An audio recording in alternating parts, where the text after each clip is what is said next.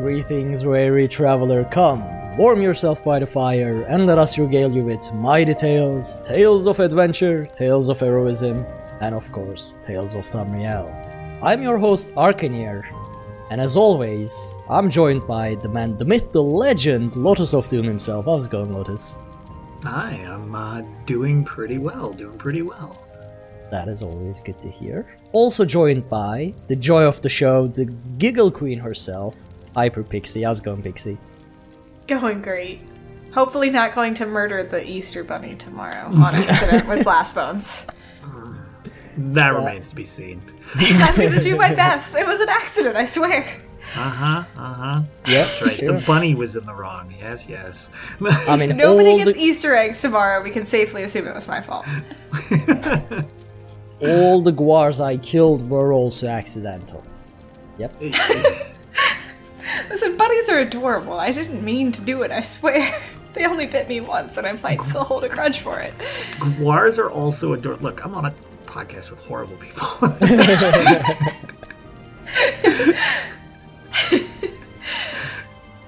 This is Tales of man, Tamriel. right off the bat. Oh, okay, so I would love to say we have a fun show prepared, but we don't have a show prepared at all. Mainly because I decided to stream before the show, and I've been streaming last few hours, and I forgot to actually put together a show with the news and everything, forgot to read the articles, so we are gonna wing this as we go. But before all that starts, I have to give a shout out to Ryan and the Bunninator for subscribing and supporting us on Twitch. Thank you so very much. And yeah, thank you for helping us keep the metaphorical torches lit. Much appreciated. Now, Thank you, guys. that said, we don't have a show prepared, but we do have a couple things to go over in terms of news.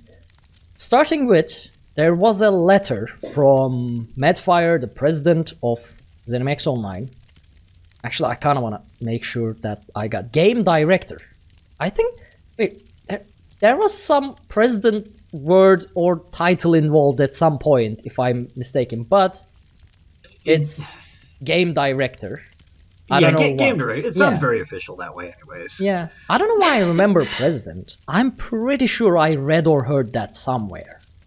President of the game is essentially game President director. of game. We President of elected him at some Tamriel. point, I'm pretty sure. Yes, President of Tamriel. Perfect. I don't know how companies work. I'm sorry. Yep. Grand Overlord of Nern. It's fine. Yeah. Listen, we're clearly prepared this week. Yes, you'd think with all have this it time together. would be more on point than getting our bearings. It's like we haven't done this for a while or something. I think we forgot how to podcast. Yeah. No, the problem is, almost always, like for the entirety of Tales of Tamriel, either someone was drunk or someone was sleep deprived, so it was never on full capacity. I mean, like Avi in chat mentioned, he is one of the longest Tales co-hosts, Avi Optimal. He used to co-host sort of drunk. I'm always sleep deprived, so there was always some Well, and I mean, to be fair, I am drinking, shenanigans. but I think if I were to drink enough of these to get drunk, I would need to drink 500 of these. It's a Smirnoff Ice. It tastes like candy, so it's like I would. Oh, need those are at delicious. Least, they are delicious, but it does not taste alcohol. I'd need 1,000 of these before I was drunk, so that's kind of sort of doesn't count. I had a couple Coronas, but I wouldn't say I'm drunk. I would need a third one to get past hardly a little bit tipsy. So. I mean, I had a couple cups of coffee, soda and things like that, but Well, it is 6 a.m., so... I was about to say, it's also 6:16 for you, which is a little different than it being 11:16 at night for us. I am drunk by proxy. But yeah, so there is a letter from ZeniMax Online Studios game director Matt Firor on studio updates and Greymoor's upcoming release, which involves information about, obviously, with everything going on around the world and how it's affecting the studio and Greymoor release. So I'm gonna read it, the entire letter, and then we are gonna, I suppose, talk about it. Alright. ESO community, I hope this message finds all of you in good health. The number one priority for everyone on Earth right now is our health and the health of our families. As you probably know, in response to the current pandemic, everyone at ZeniMax Online Studios has been working from home since March 16. That's actually the exact same date my company went remote. Oh, really? Yeah, March 16. Huh. This So is do you secretly work for ZeniMax? I was going to say, are you telling us something? Man, I'm gonna get This is fired. You blew your own cover. Cover's blown. All this time, I hid this. We've been secretly sponsored for years. Anyway, sorry. This is the first time we have ever tried to remote work as a studio, and so far things are going well. It looks like we'll be able to ship update 26 with the Greymoor chapter about a week after we initially planned it. I have to say, that is impressive. Like, this close to a release of a chapter, changing the entire work style, and still being able to release it like with just a week delay, that is impressive. Yeah, it really is. I was expecting more than that. Yeah.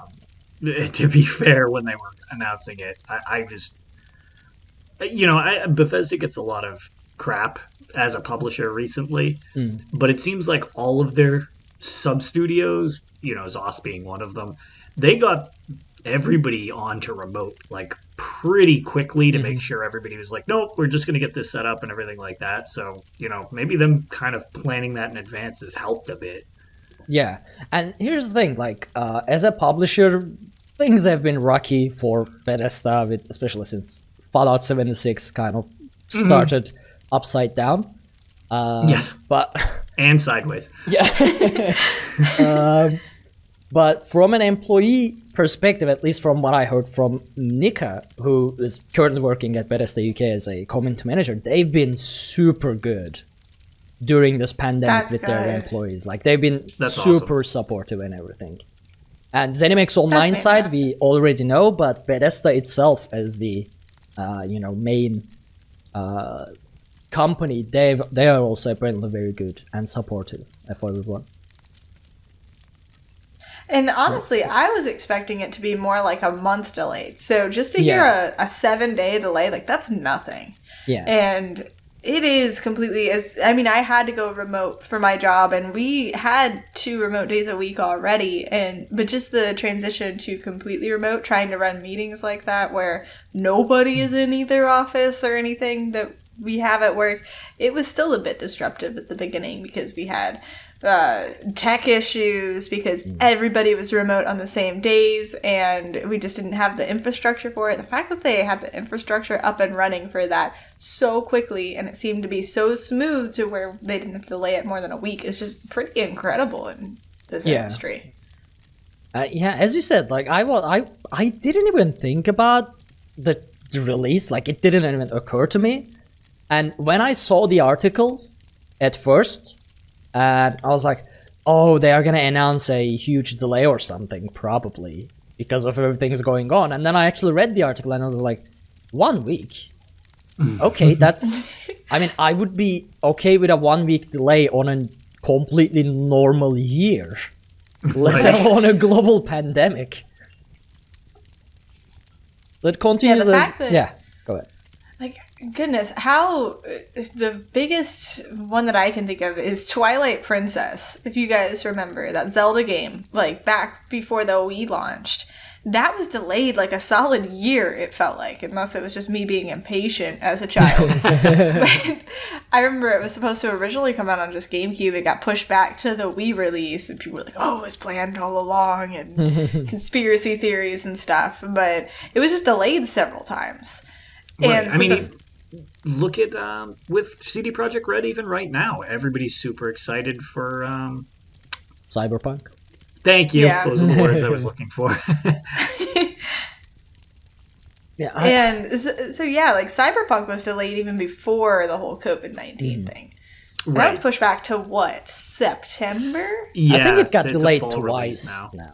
Yeah. And it was supposed to be released in April, so it got delayed about a month. So the fact that this was delayed just a week, I mean, maybe it was like almost done, but I know whenever we were in Vegas, they were saying some of this was still in early development stage. It's like with the artifact system and everything. So Right. Yeah. And that team honestly, seems really solid. I rather something get delayed than released unfinished. So Absolutely. I completely agree with that. And I'd rather it get delayed in this circumstance than put the employees at risk by keeping them at work longer than they absolutely needed to be there. So I feel like ZeniMax had a really great response to this, even though it did delay the release of Greymoor, but it's just a week, so it's not bad at all. Yeah. I haven't even really heard anybody complaining about it. No, I think most people seem kind of more just like, wait, only a week? Like, that's been what I've seen from a lot of people. Like, wow, only a week? That's... Because their release schedule as is pretty aggressive. Like, right. So the fact that they can have, like, a shift like this and it doesn't even delay that much, it's like, wow, that's kind of nuts to think about. Alright, so as it continues, right now we are on track for the PTS to be updated with update 26 and Greymoor on April 20th. We will let you know if we run into unexpected problems which could delay the live launch beyond the current estimate of 1 week. Also, please be aware that because all of France is in a work lockdown, we have been unable to record the French voice actors necessary to include French voiceover in update 26 Greymoor. Because of this, when that update launches, there will be French text and subtitles as normal, but only English voiceover for new content. As there are no plans yet to reopen French recording studios, we don't know when French voiceover will be ready. Please note that in normal conditions, it takes 2 to 3 months to record and update the game with voiceover for a chapter. Our player population is larger than normal right now, as many of you are stuck at home, and video games like ESO are a wonderful distraction from a daily life that is not always awesome. We have had some really fun ESO events this month, including our ongoing anniversary jubilee, so we will be watching for any issues caused by an already large population playing ESO getting even larger. These are trying times for all of us, and we are doing everything we can to stay on track. Please stay safe and healthy, and enjoy getting away from your daily life for a bit by adventuring in ESO, and wash your damn hands.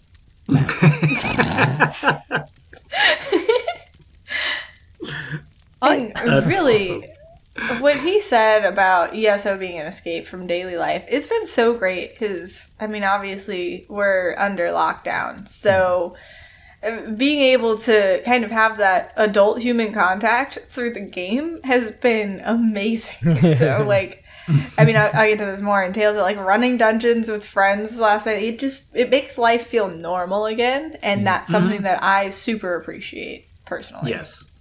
And in regards to the like higher volume of things, like that's definitely, I think, true. And something that I had heard before, but actually while we were totally not looking up the news right before we started recording, and I stumbled across several articles confirming it, it looks like. So it seems like at this point it's pretty much confirmed that they've cleared over 15 million people have now made non-free-to-play accounts for this game, which that's another 2 million from elsewhere last year, because they announced 13 million at E3. That's crazy. Yeah, that's amazing. Pete Hines had mentioned that in passing, and I didn't ever, at least I don't think I did. I didn't say anything specifically because I was like, well, I don't know if that's an actual number, if he's just spitballing or whatever. But while we were looking up stuff, it's actually like confirmed on like Forbes and a bunch of other stuff. They're all reporting 15 million plus players have now ready. So I don't know if that was supposed to be their big thing for E3 and be like, oh, you know, now this 15 million is a selling point, but there's no E3, so that's kind of not worth holding, I guess, as like a bullet point. You can just kind of let it out there. But if that's true, that's more than the jump from Somerset to elsewhere. Like, that's basically twice as much. I believe that was around 1 million. So it's like, that is a lot of people. I mean, even if that's not active players, you know what I mean? Like, if you make a account, that you're counted in that category. But 15 million, good lord, that's a lot of people. Yeah. And with Greymoor, a lot of people are returning as well. Like, so I've seen this past week a lot of my old friends who haven't been playing ESO in years to log in, and I saw that like in the left chat, this logged in as this, and I'm like, it hasn't been in the game for years. What is going on? A lot of people are coming back as well. I mean, I assume the lockdown has an effect on that too, but still, they come back to ESO instead of some other game. Right, yeah, and ESO really has changed so much over the years that anytime I run into a friend online who used to play ESO, I always just, give the game another chance. Like, I know you stopped playing before Orsinium was released, but you need to come back because it's so much better now, because the Tamriel update changed everything, and it's only gone up from there. Yeah. And I wonder how ESO would be if it didn't have that rocky start. Oh my where lord. for the first few months it was super buggy, and like all these YouTubers were making all these angry and like bad reviews and things like that. I would take it a step further. Yeah. If it would have started with Tamriel, because I know whenever I started playing, because I remember I started on console, so I got a little bit later, and I'm sure Lotus feels the same way. We got it later, so right before the game launched on console, I was looking up YouTube videos, and there were people who were harsh, but I was kind of ignoring them because I'm like, oh, there's always going to be people who hate this. But then people were like, it's a great game if you're not expecting Skyrim with friends, because the leveling system is different and it doesn't really feel super open because you're locked out of certain areas due to levels. And that's something that Tamriel really came in and fixed. So it does feel more akin. I mean, the combat system's obviously different, but as far as go anywhere, do anything, which is what you could do in Skyrim, you very much get that feeling now in ESO, which you didn't before Tamriel, or really even before Orsinium, because you were able, like, there was a level thing with Orsinium where you could get in there immediately if you wanted to. So once that changed, I feel like the criticism really went the other way and people started really loving the game. So if they would have started with that whole Tamriel idea, I think, oh my god, we would be probably past WoW numbers. Well, it's much more. When it originally launched, it definitely was more hardcore MMO. Yes. As several people in our own, community preferred the old style. And it's one of those things where I feel ZOS is in a basically impossible position where they're never going to make everyone happy. Yeah. Because what makes people happy is oftentimes two completely different things. Right. So by making somebody happy, you in turn upset somebody else. So it's like, well, there's no winning this. It's just you do the best you can, and they kind of hit as many of the things most people like, and from a monetary standpoint, that keeps getting people flowing into the game, which obviously it's working what they're doing. But like, that's a big thing, is you kind of got to pander to the large audience that you can appease the most people of, because I mean, the amount of people that complain about PvP and stuff like that, I totally get it. I love PvP in ESO, but that is such a minuscule fraction of the community compared to PvE. It can't surprise people that it's not priority. I mean, it would be nice if it got a little more love, but at the same time, like, I get it. Like, I get that they only have so many resources, so you got to pick and choose your battles. And sometimes, like a perfect example of just talking about it in chat, some people like veteran ranks. Some people don't like veteran ranks. Yeah. Well, you can't have veteran ranks and not have veteran ranks at the same time. Right. So it's as much as I enjoy everything about the game. It's one of those things. A lot of people are always like, "Oh, I wish I could make video games." I do not envy the people at Sauce. I appreciate what they do. Nope, I wouldn't trade to work there for the world. Well, I mean, it seems like they actually have a really nice work environment. Just dealing with all that would be way too stressful for me perfectly. I get that. Yeah, really, everybody's going to be mad no matter what they update, no matter what they change. Somebody's going to be angry about it. If they make PvP better, well then PvE didn't get a new dungeon this time because that's a sacrifice they had to make. If they make if they release new PvE content, well what about PvP? And then whenever they got rid of the vet ranks, like a lot of people were really happy and then some people were angry. Just, you can't win. I mean, there are two different problems with PvP. So one is just design issue. Elder Scrolls Online has always been a PvE focused game. And PvP was more like on the side thing when it comes to content variety and everything. But also, they were never able to fix the Cyrodiil performance. Like, Correct. that was always a problem. And I used to love Cyrodiil, but right now when I go to Cyrodiil, we go into a fight, and it's just, that's it. My PC, I mean, I don't have the high-end, at least for this year, PC. But I have a GTX 980, I have a Ryzen 2700X, and even on low settings, in Cyrodiil, I drop to like 20 frames per second and things like that. Yep. It's unplayable at times. I mean, I usually... yeah, go ahead. I was going to say, so to that thing, so we don't... Obviously, it's normalized being on console because you either have a PlayStation 4 or a PlayStation 4 Pro, or you have an Xbox One or you have an Xbox One X. So it's a little more normalized. But to the same point that you're saying, the frame rate is kind of all over the place, but I don't know. To me, the frame rate, unless it's like World War III hitting a keep, is never really my issue. But we were doing towns, actually. I wasn't even going to mention this in Tales, but just since we're on the topic of Cyrodiil, we were doing towns just like burning through the quests for the repeatable boxes. And AD shows up to Cropsford while we're doing the towns, and like, okay, so it turns into a little street fight in Cropsford. So the problem I have is on the bottom flag by the mill, I get in a 1v3 against two people who are former emperors and one who's a 5-star general. I'm like, okay, so all of these people know what they're doing.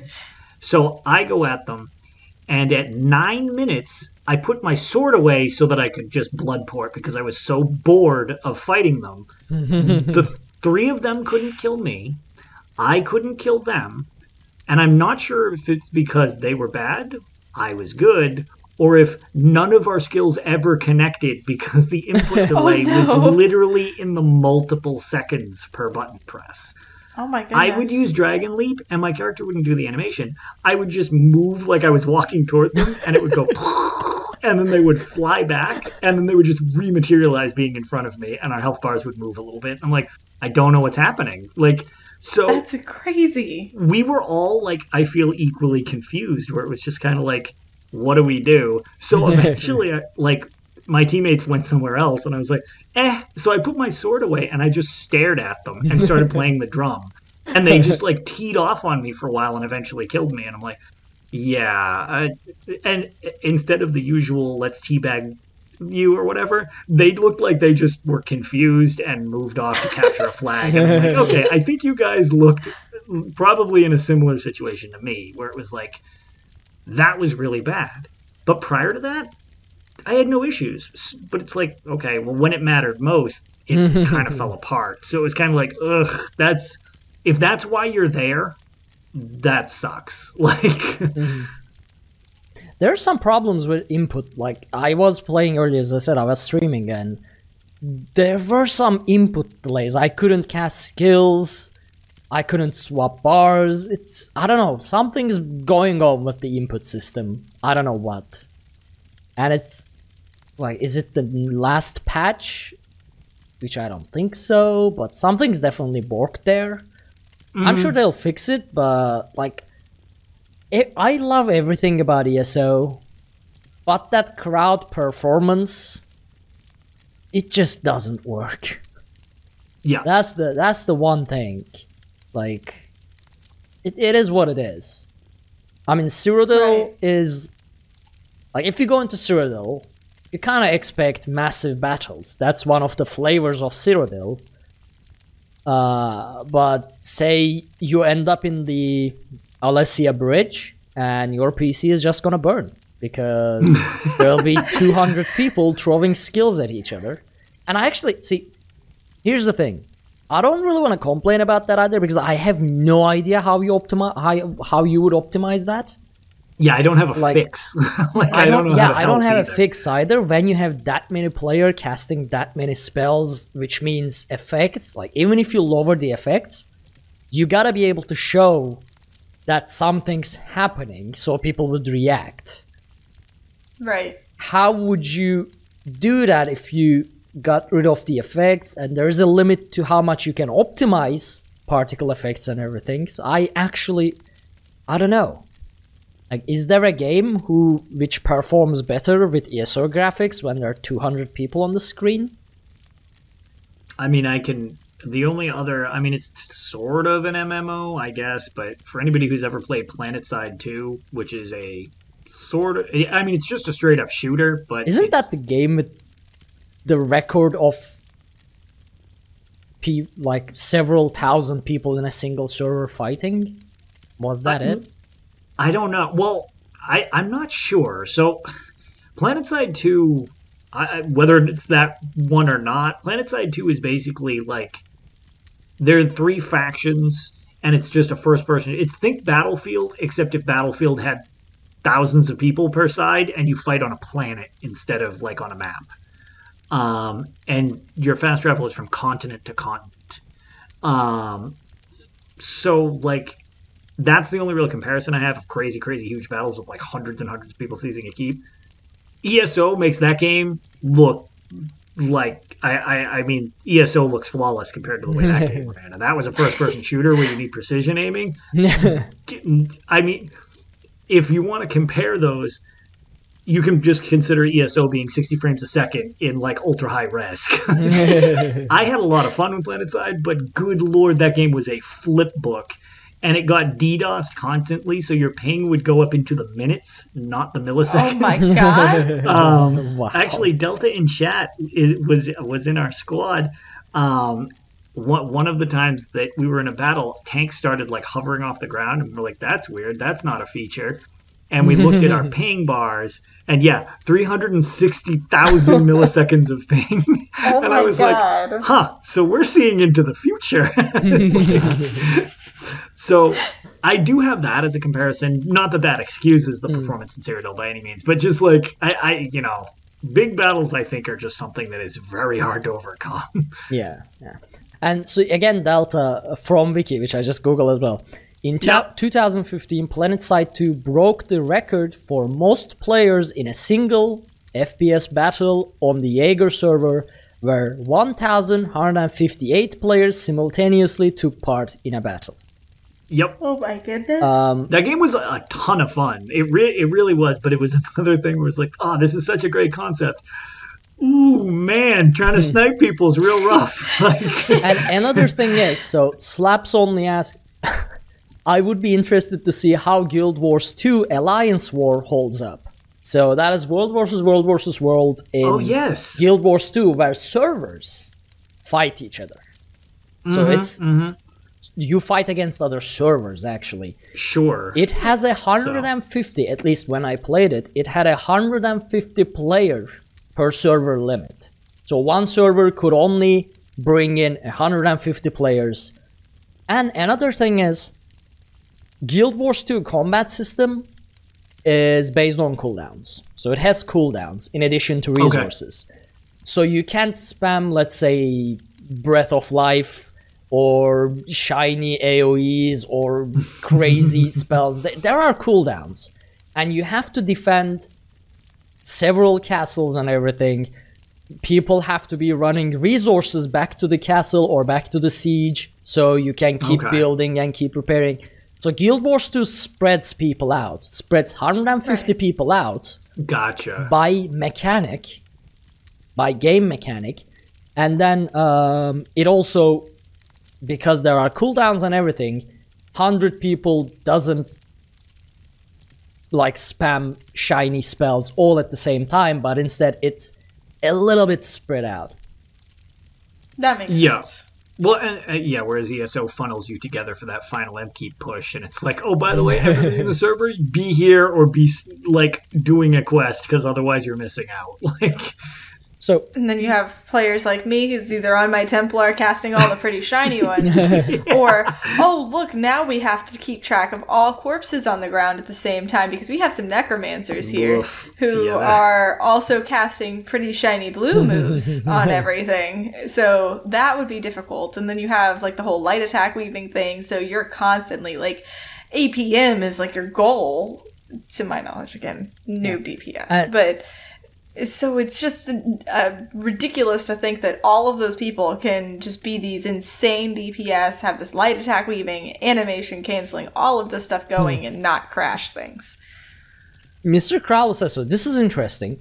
Thing is, back in the day, we could have 200 versus 200 battles without any lag, but nowadays we can't, so it's not like ESO can't handle the fights. They fixed something that messed up large fights. Right. I honestly can't remember how Cyrodiil performed back in the day. I used to play Cyrodiil, I remember that, and I feel like it did perform better, but I don't know by how much. Well, the other thing too is just as something, I am not a programmer, and wow, we have devolved into quite a long talk on this. So that's fine. I'm not a programmer, so like, let me put it this way. One of the things that you can account for is there is much more to keep track of now than, perfect example, when Mr. Krause's talking about, like, back in the day, there was a period where there were 15 clothing styles, and there were 10 monster sets, and there were a couple hundred total sets. And now...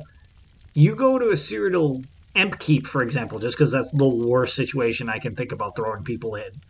Everybody's wearing different costumes. Everybody has different mounts. Everybody's casting all these different skills because now there are 2 more classes than there used to be. So that's another set of animations that are now in the game. And everybody's got these extra proc sets.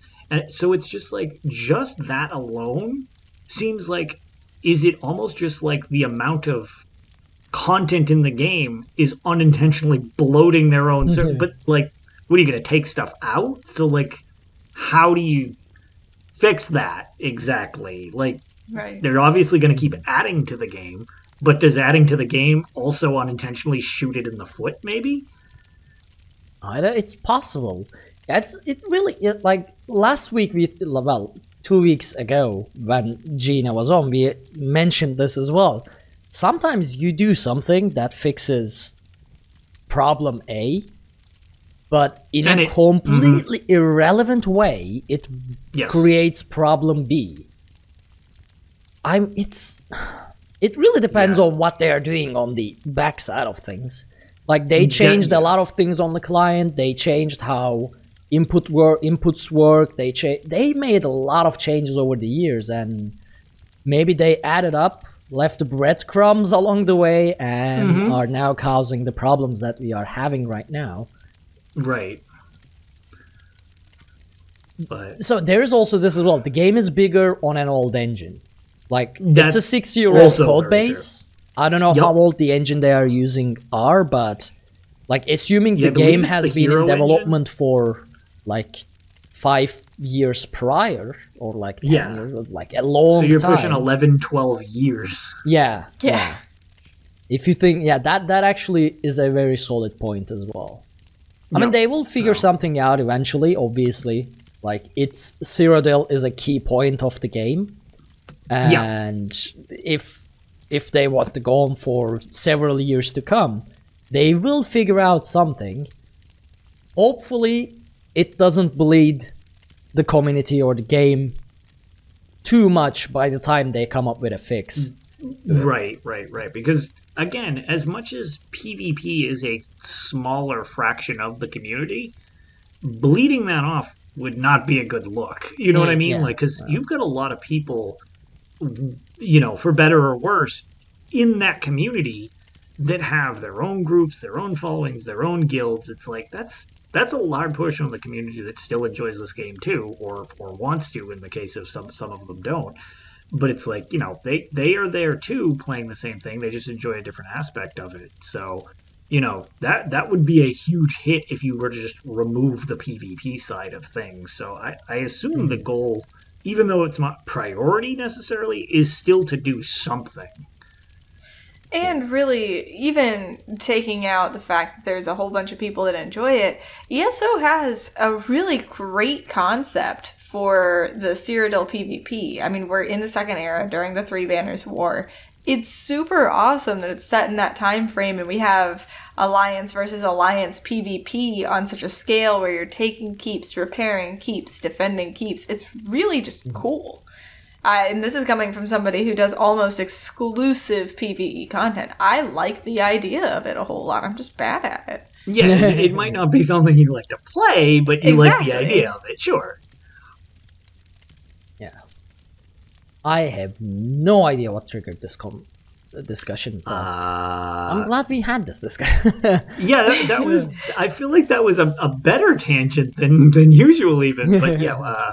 It's a productive tangent. Yeah, right. Yeah, at least we were still on topic of ESO rather than completely irrelevant real life topics. Something technically related to Matt Fire's letter, I guess. Yeah. I mean, I can only hope that was it. I don't know. See, remember how you said this might be a short episode because we didn't have notes, Pixie? We are like 50 minutes into the episode and we just read Medfire's letter. Yeah, I just stuck my foot right in my mouth when I said that. Okay, so the second bit of news that we just saw before we went live, well, we were actually live, we saw it during the pre-show. They released the Greymoor's Western Skyrim and Blackreach Bring All New Adventures article, which is basically an overview of what is to come in Greymoor chapter. Since we just saw this minutes before we started the show, we didn't read it, really. But you just sold us out, Ark. We could have totally pretended like we read that. No, this is fine. I read everything and know all. I mean, Hermamora would be very upset with you, Lotus. No, that's why I know all, is clearly I cheated. That's how I know all. So I took an overlook here, and there are a couple things that I will mention from this, or rather read bits and pieces. So in the Elder Scrolls Online Greymoor, you can explore the frozen regions of Western Skyrim and subterranean darkness of Blackreach, combining for the largest playable space of any chapter yet. So this will be bigger than Elsewhere, Vardenfell, or Somerset, which I'm happy about because Skyrim is biggest and it's the best. Take that, elves. And cats. Ours has a pretty castle. Just saying. What? Alinor is pretty. You can't deny that. But Alinor is pretentious. Yes, pretentious is... that's correct too. But I can't deny that, but it is very pretty. So, Western Skyrim will have Halfingar, Hjalmarch, and Karthald. I actually don't know where Karthald is. and locations such as the port city of Solitude, Dragon Bridge, and the township of Morthal. Although mountainous, cold, and unwelcoming. Wow. Okay, I have to have a word with Damien. Although mountainous, cold, and unwelcoming, and in parentheses, never mind the Nords themselves. What does this supposed to mean? So, really quick, before I forget, the town that starts with a K that I can't pronounce very well, yeah. I think that's in the northern region, and I think it's just south of Dragon Bridge. There's a quest there to find some new priestess of Dibella or some mantle of Dibella. I think it was Dibella. But there's a quest where you go find a girl there who's a farmer's daughter, and there's a mine in that town. And I only remember that town, not so much for the quest, but there was a dragon that would always attack me whenever I got to that town. And then its bones were just kind of... I had the dragon bone glitch where they just wouldn't go away. Oh, I love that glitch. I always consider that a feature. I think that's Dawnstar, like... west of Solitude, there's north. Definitely one in the Reach. Maybe I need to look at a map. Yeah, I will look while we talk. Going back onto the topic, what does "never mind the Nords themselves" mean? I am offended. Wow. I am also offended. Yeah. Also. Was it Karthweston? Which I also can barely pronounce that too. I probably butchered that anyways. Karthweston, I think is how I always pronounce it, but I could not for the life of me. I don't remember anything Kart. Yeah, Dog mentioned that in chat, and actually I think that might be the place you're talking about. Yeah, Karthweston is located in the Reach and can be added to your map in the map from Dragon's Reach, or you can find it by traveling northeast of Markarth. Yeah. Okay. Is what I wrote on IGN just now. Yeah, and I was going to say that was what Dog put, and Anxie also mentioned. Yeah, I'm pretty sure Karthweston or Karthweston, however you pronounce that. Yes, I'm pretty sure that's it. Well, sorry, I didn't mean to get like all technical Skyrim map. I just had a clear vision of where this place was and what this place looked like. I was like, wait, this is in the Reach. I know this one. Yeah. I'm still stuck at the shade thrown at Nords. It's not. I think it just means Nords are big. No, it says unwelcoming, and then in parentheses, never mind the Nords themselves. I mean, they are kind of loud. But it's our land. We can be as loud as we want. See? It's our land. That's why you seem unwelcoming. You also don't like elves.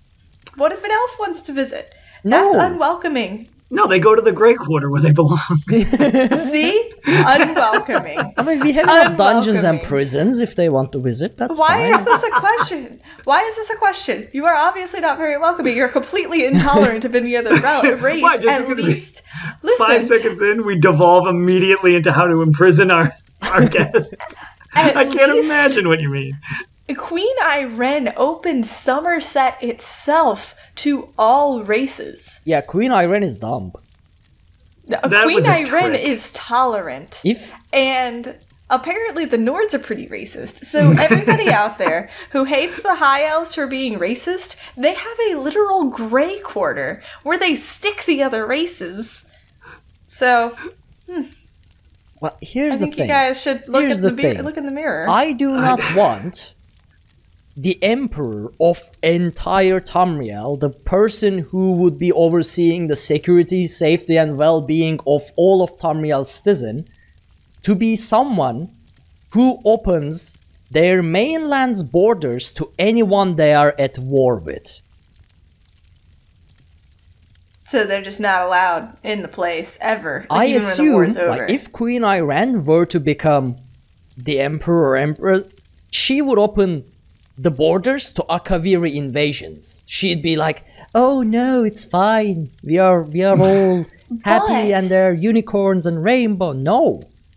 In the There's only fourth one era, unicorn. in Windhelm, correct me if I'm wrong, Skyrim is not at war with Morrowind, but they really hate the Dark Elves in Windhelm.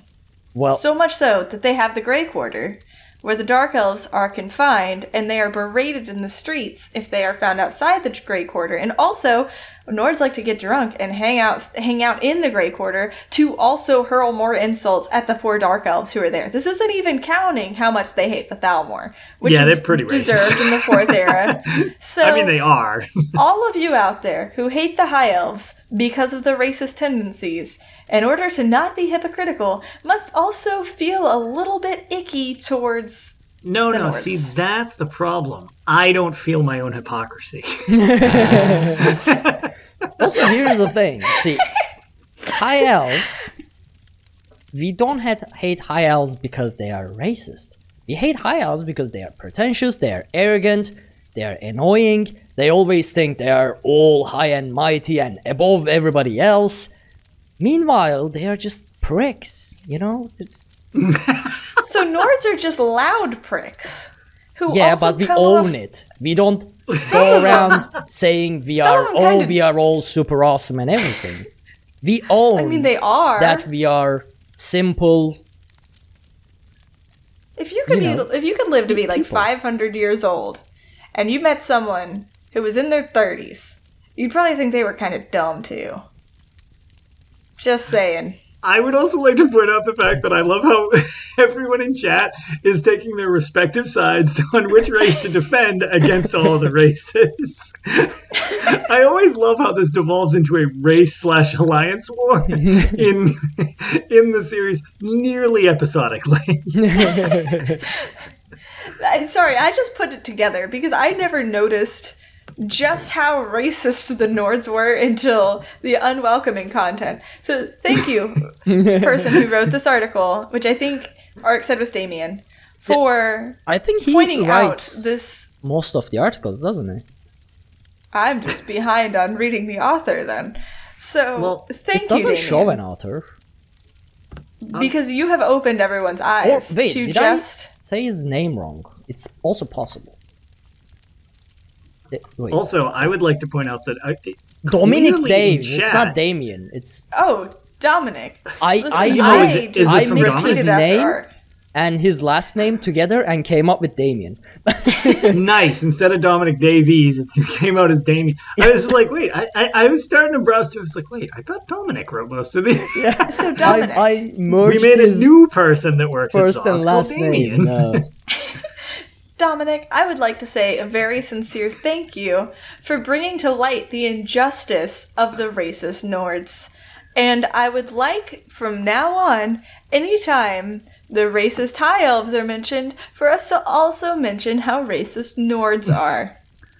Well, No. as The we're end. learning from chat, I was going to say Hazardous brings up the same thing that we did the other day when we were visiting you and your stream. It just looks like Pixie is holding a pair of Nordic axes, hyping up for the pact. So- No. Okay, I will say I love the Argonians. That is the one section of the pact that I can wholeheartedly get behind, and the Telvanni among Perfect. the Just Dark click Elves that are one also, part also and delete cool. everything else she says. So. I like Argonians. That's really I what like you want me to be Arganians remembered for on? the pact. That's the No. I think the Argonians should come over and join the other beast race, the Khajiit, where Irene will welcome them along with the Khajiit, because she's obviously tolerant. I think Argonians should join the Khajiits to basically destroy all of Aldmeri Dominion like they destroyed Vardenfell. And the No. silence. They should join together. I I love like how how straightforward. No. I had a follow-up, but the laughter kind of cut me off. They should join together and get revenge against the Ebonheart Pact for how unjustly the Argonians were made into slaves by the Dark Elves, which I'm honestly kind of ambivalent you know on. who- And, do you know and who- also the you do realize Ebonheart Pact, under the rule of Jorn Skald King, banned slavery of Argonians? Okay, so That is we'll leave true. him alive. We'll just put him in the little pretty chain wrap that he had from that screenshot that I sent That was you. a very bad picture. You should not go showing that to people. I should absolutely post that on Twitter as soon as I remember to. Because he just seemed so comfortable. I mean, I like to be wrapped up in a blanket, and those were like red glowy chains, so they were probably pretty warm. He seemed happy. He only screamed a little bit. I saved him. I just kind of had to take some pictures first. One of these days, Queen Iren will be in a quest line, and then you are gonna see Pixie. Then you are gonna see. Oh no. Please, Oz, don't hurt the queen. Please. Do you think we'll ever get on a tangent on this tangent? I don't know how we got here. It's fine. Look, we Dominic's always fault. need to have one war discussion at least per episode. I think it's mandatory at this point. Do you think we'll ever get an ending, like a canon ending to this? I honestly, That's something I I've want wondered. I've just been very like because all three sides are ambivalent enough in history that I think they could work around. Because, like, okay, if the Almerian Dominion falls, well, this obviously isn't the same Dominion that comes up later in that case. Or if they were to win canon-wise, you could just say, like, oh, well, yeah, they continued on, so it makes sense. The Pact, stuff like that, it's like, okay, once their thing was accomplished, or the Daggerfall Covenant, once whatever it is ends, pacts dissolve and stuff like that once you do what you were aiming to do. So it's like, it could still be canon ending of something, and then it's just like, okay, and then people go about their business or whatever. I wonder if they'll ever give us like an actual victor to the Three Banners War. The problem So I is, think the actual victor was Talos. no, We We actually all lose. He comes in and nukes everybody. Isn't that what happened, or am I just Wait, grossly let me- oversimplifying this? I mean, that is a very Scrolls. simplified version, but theoretically, Longhouse Talos will be the next Emperors. one to unite the Empire. Or Who the land. came I mean, after he the would Longhouse Emperors? Because we are playing the Right. time between Longhouse Emperors. Okay, so Leovic gets killed by Verna Calarius, the prophet. What just happened? Sorry. I just read chat. Yeah, sorry, chat. I should not have read that. I lost it. Outline of tonight's tales. Hour 1, possible improvement. Hour 2, racism. Thank you, Rock Fingers. We did say at the beginning that we do not have a show prepared at all.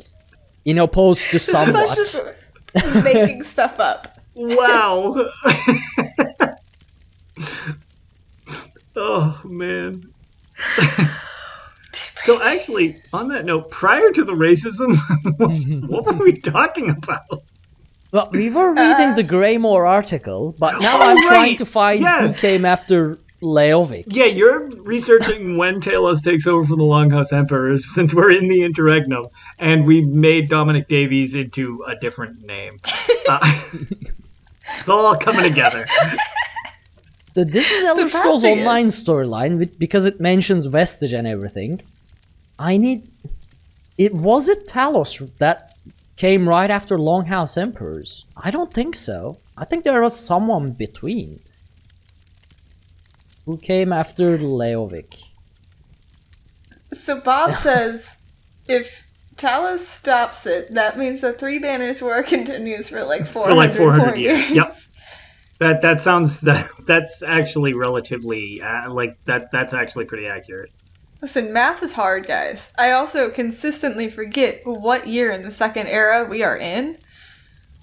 Oh, well, I think I mean, second era 562 or something like that. Or second era 570. 583.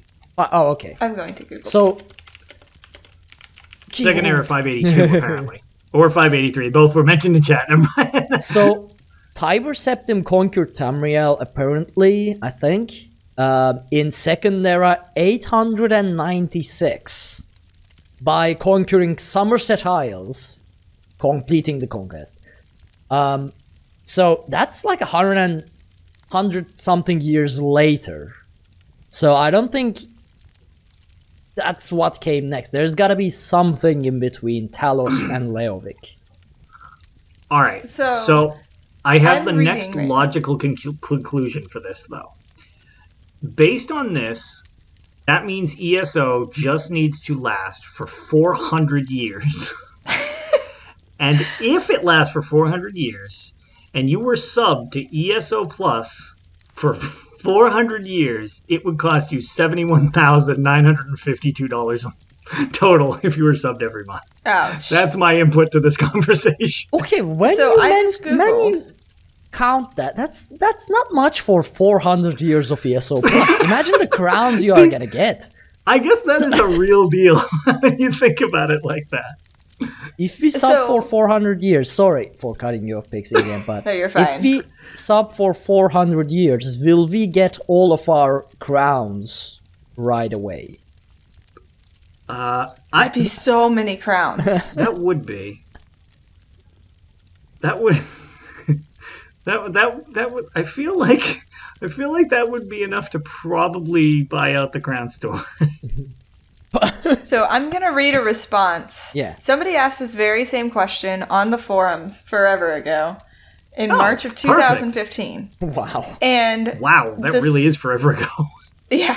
So the seventh answer down is by Runefell, and they say none of them. After this, Tiber Septim, aka Talos, swoops in and unites all the lands under him, creating the Empire. The Covenant doesn't survive after Imric's death. The Pact pretty much disintegrates, and the Dark Elves re-enslave the Argonians, who in turn attack and massacre Dark Elves, whereas the Dominion falls apart due to the Veiled Heritance. Check out videos by Shoddycast on YouTube for more awesome lore background. There's a whole series that's worth a watch. So it sounds Oh, like they that's just from all kind of Shoddycast. just fall apart.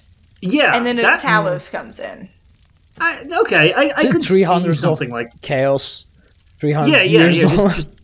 mass give up. chaos.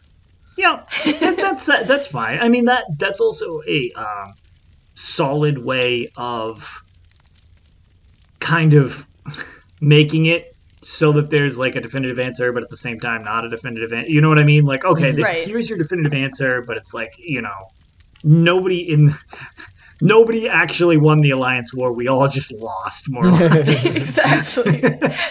It's like, wow, all of you were very ineffective at this. You suck at war. Way to go. Yeah. Which, with my PvP skills, I could see that being the end result.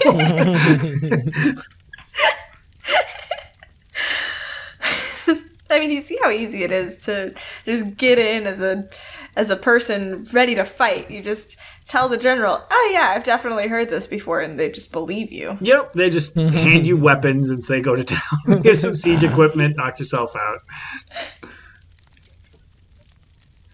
So, the article continues with... Oh, we haven't gotten to the article yet? Oh my god. No, we were in the middle. Flawless Not even transition. middle. We No. were like the first paragraph. Top third. That Yeah. was the first paragraph. So it mentions Blackreach as well, which will be like 40% of the all of chapters land.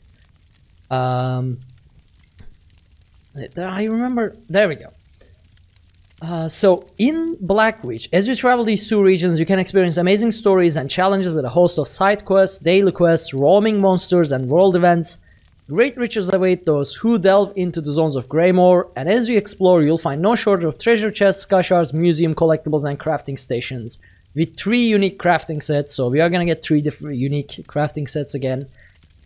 And we'll probably talk about the prologue quest as well, but for an underground area, like a Blackreach feels very open, even in the limited prologue area. So the article continues with more details: 6 new world bosses, 6 unique delves. It says get ready to hunt colossal sea giants. I don't know what that's gonna be. Wait, what? Yeah. Missed that bit. Yeah, so gear up too. and get ready to hunt colossal sea giants, battle deadly vampire knights, venture into Draugr-infested burial sites, and even explore dormant volcanoes. I don't even know what a colossal sea giant is in Elder Scrolls. There's that one quest where you fight the sea serpent. That's the only thing I can really think of. Oh man, I love that quest. It is amazing and very different than a lot of the quests you see in ESO. So it was like very surprising. That was base game, wasn't it? It was. That's the AD, one of their main storyline quests. And that's why I was going to say, Ark, you wouldn't have experienced. I just found out about it last year. It's really cool. No, it actually. To that note, there were a couple. It seems like each alliance had a couple very unique quests that were total one-offs, and they never used the mechanic again. Because there's another one where you become a pile of roots and like go under trees for a section to get through like this maze thing, and I'm like, what?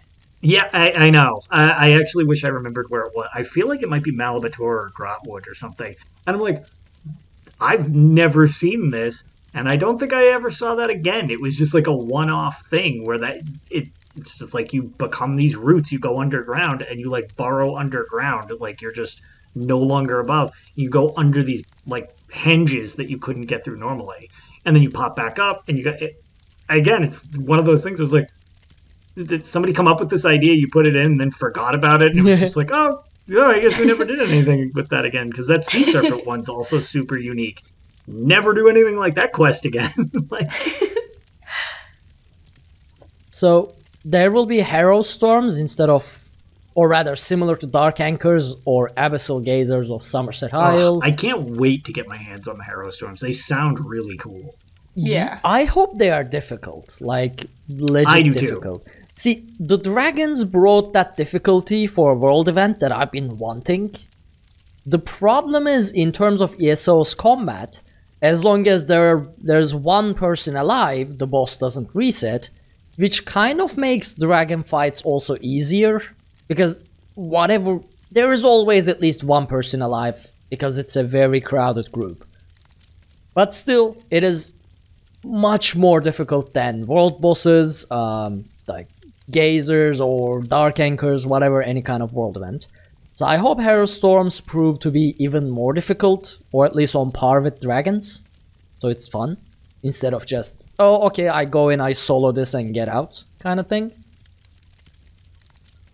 Yeah, I hope for that too, because like the big thing is like, you have enough people, you can overwhelm stuff, and that's fine, or whatever. But the one that I always find less than the dragons and people being like, oh, dragons are killing us or whatever, it's the teacher with his pupils in Southern Elsewhere. Oh god, I just fought him like an hour ago. What? I want to know what that thing's kill-death ratio is, because those students just obliterate people, and it's really not that hard to beat it if you have enough people, but that thing just murders groups of people. So it's like, have something like that. If there's some way to do it less one-shotty, but that would be fine. I'm not a huge fan of the one-shot thing, but like, I agree. I like difficult, especially when it's like difficult and the answer is cooperation with like lots of people, because that's kind of one of the few things that you can benefit from having a multiplayer Elder Scrolls game that you can't otherwise. I hope it's not exactly difficult as in dragons are difficult and you need to kill it or it's going to kill you, but I hope it has an interesting mechanic to it that makes it difficult. So less it's just going to one-shot you, more you have to do a certain thing to stop this aside from just killing things. I think that would make it more interesting. It would make it stand out from like the Abyssal Geyser or something like that. Mm-hmm. So it has a short description. So it says, of course, it's no easy task, and as you work to break the witch pikes that surround the nexus of the storm, supernatural beasts, Harrow-fiends, and worse assault you. Only once you have broken the pikes and destroyed all challengers can you finally stop the deadly ritual and reap your reward. So there, I guess, some thing to do with the pikes, but I don't know how it's gonna work. So it sounds like anchor pinions to me. Maybe. Just from I hope it's listening not like to it. I hope it's... And looking at the image right now, it does feel like there are these totem kind of things, and souls are flying to center from one of those. So it might actually be exactly like anchors, which I hope not. Like, I hope it's something unique, but we'll see, I guess. maybe, so I know with the pinions, like, the only time you really need to take the pinions down is after you've cleared all the ad phases. So, and a lot of people, like I've noticed whenever I'm doing dolmens, is they'll leave all the pinions up until everything is cleared off, and they'll go around and do them. Yeah, that's me. So, I mean, me too. Yeah. But maybe this is something, since you can see the souls going to the center, maybe it's something similar to the Walks Like Thunder boss in Murkmire, where if you leave those totems up, it's going to just keep healing the main thing. So you have to take those down quick. And I was actually just struggling with that boss because those totems, like, took it. I mean, I was on my healer. So I was having trouble taking one of the only totems bosses down. I can't solo. Because of that, I can't get her. I mean, I don't do much damage as a tank, but like I can't get rid of those things, and consistently whittle down the boss. I have to have at least one other person help me with that boss because I can't physically do it on my tank by myself. Right. So, yep. Right. No, I totally hear that. So if I had to guess, I'm thinking they're going to borrow mechanics from that boss and borrow things from Abyssal Geysers and from Dark Anchors and tie it all into one thing. Yeah. So it also mentions, we haven't even begun, so it's kind of the ending of the article. We haven't even begun to talk about the new trial, main story, or antiquity system. Which brings me to sort of like the discussion topic we have. Because last week, or again, rather 2 weeks ago, I keep forgetting that we skipped the show and a week has passed. People, so like websites and some community members got a preview of Greymoor chapter. So Pylon from USB had a video, Massively OP Braxwolf had an article on it. That's the two of I know, so I think T got one. Yep. So a lot of people got The a Lore chance Seekers to... got one. Yeah, Yep. a lot of people got Lore a chance Seekers to did a look little at bit. it, and we had a bunch of new information about Greymoor. And thankfully, almost all of them, I didn't go through all of them, but I assume at least the people in our community didn't reveal anything about the main story or things like that. But we got a chance to look at the antiquity system, even if it's not complete yet and it's gonna go through like UI change and everything like that. Yep. It is the first of its kind mini game in Elder Scrolls Online, which you like. It's strange. It's a strange thing. Like there's a mini game involving creating a path. I didn't really understand how it works. And then there's a mini game involving like you have to dig to find the thing, but there's a timer and you have to dig with the correct tools and things like that. It's either going to be very exciting and very fun, or it's going to be super frustrating. I don't know which one it's going to be. But it is... I want that wolf mount, so I don't care how frustrating it is. I'm kidding. To me, it sounds awesome. Like, that sounds really fun. I am just curious on how they'll keep it fresh and unique. Like, how many variations does it have? And how many spots are there to search and stuff like that? Because ideally it won't become the motif / treasure map scenario where you just Google it and you're done. So, because that's very forgettable. But like, I don't know. It has potential to be pretty cool, I think. So in Pylon's video, the first, like, one of the antiquities, like the path he creates, the hexagon map thing, the first one was super simple looking, but then the next one he showed, it had this massive, I feel like that was like 20 by 20 or 20 by 30 tiled hexagon symbols map thing, which looked very complex. So it's like, I feel like the difficulty of it at least will go up. I don't know based on what, but maybe they'll add more minigames, but as for what we have right now, I think it's just the difficulty and complexity of what you are going to do will increase. Other than that, I have no idea how they'll like make it more variety and things like that. Yeah, I mean, they could theoretically always add more. Like, if it's open enough, you add new items into the thing, and you kind of like, I don't know, you could probably come up with, if people have the stuff like on lockdown eventually, and it's just like, oh, if it's this puzzle, boom, boom, boom, boom, boom, I'm done. You could theoretically, I would assume, make it so that they could add more to the puzzle mechanic, because I feel like they're going into this with the intent on making it not a thing you can nuke and move on. It's just what it seems like when they talk about it. It's like, oh, you know, we're going to be looking at feedback and, you know, so that it can have expansions. So I get the feeling that they might have learned from how easy surveys and maps become over time. I mean, they're fine at first, but then it's like you kind of get it down to just like a job of getting it out of the way and moving on with your life, as opposed to having it be like something you're looking to do. So hopefully it's expandable enough that they can tweak it as needed to keep it not even fresh, but like somewhat, you know, engaging more than just the first like 5 times. And they did mention that they wanted it to be a mechanic that players could really focus on, for especially characters who are okay with... You got cut off by a lot there, which will be fine with the Audacity recording, but we have no idea what you just said, so... Yeah, so that we can respond. I was going to say that they made it sound like it was a very...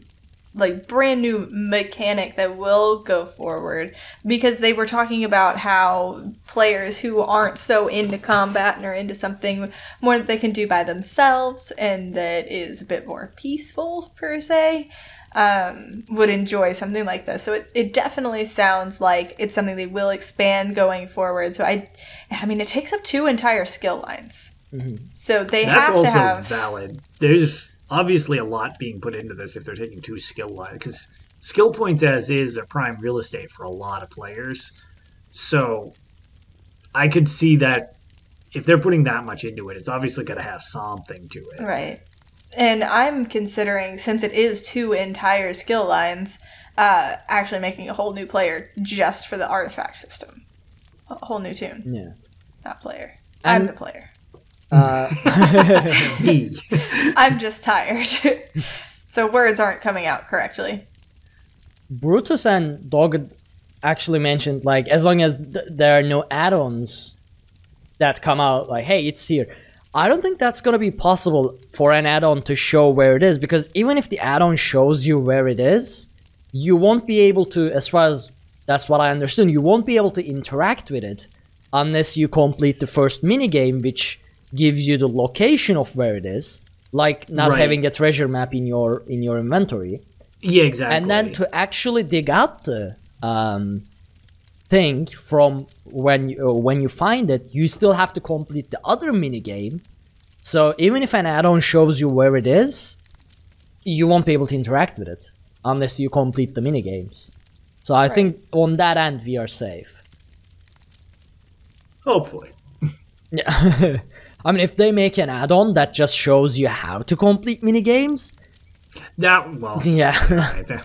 At that point, you could also just watch a TV show because it's playing itself. So Yeah. Yeah. So yeah, that's the article that we didn't read but somehow tried to make sense of still. Sorry, An hour and a half into the show. I called him Damien again. Oh my god. Dominic. Not one. I'm gonna tweet to him after the show, like, I called it Damien. Congratulations. Yeah. Your new name I need to apologize. You're now Damien. No context, just that. Yeah, right, just tweet him, hey Damien. Hey Damien. What?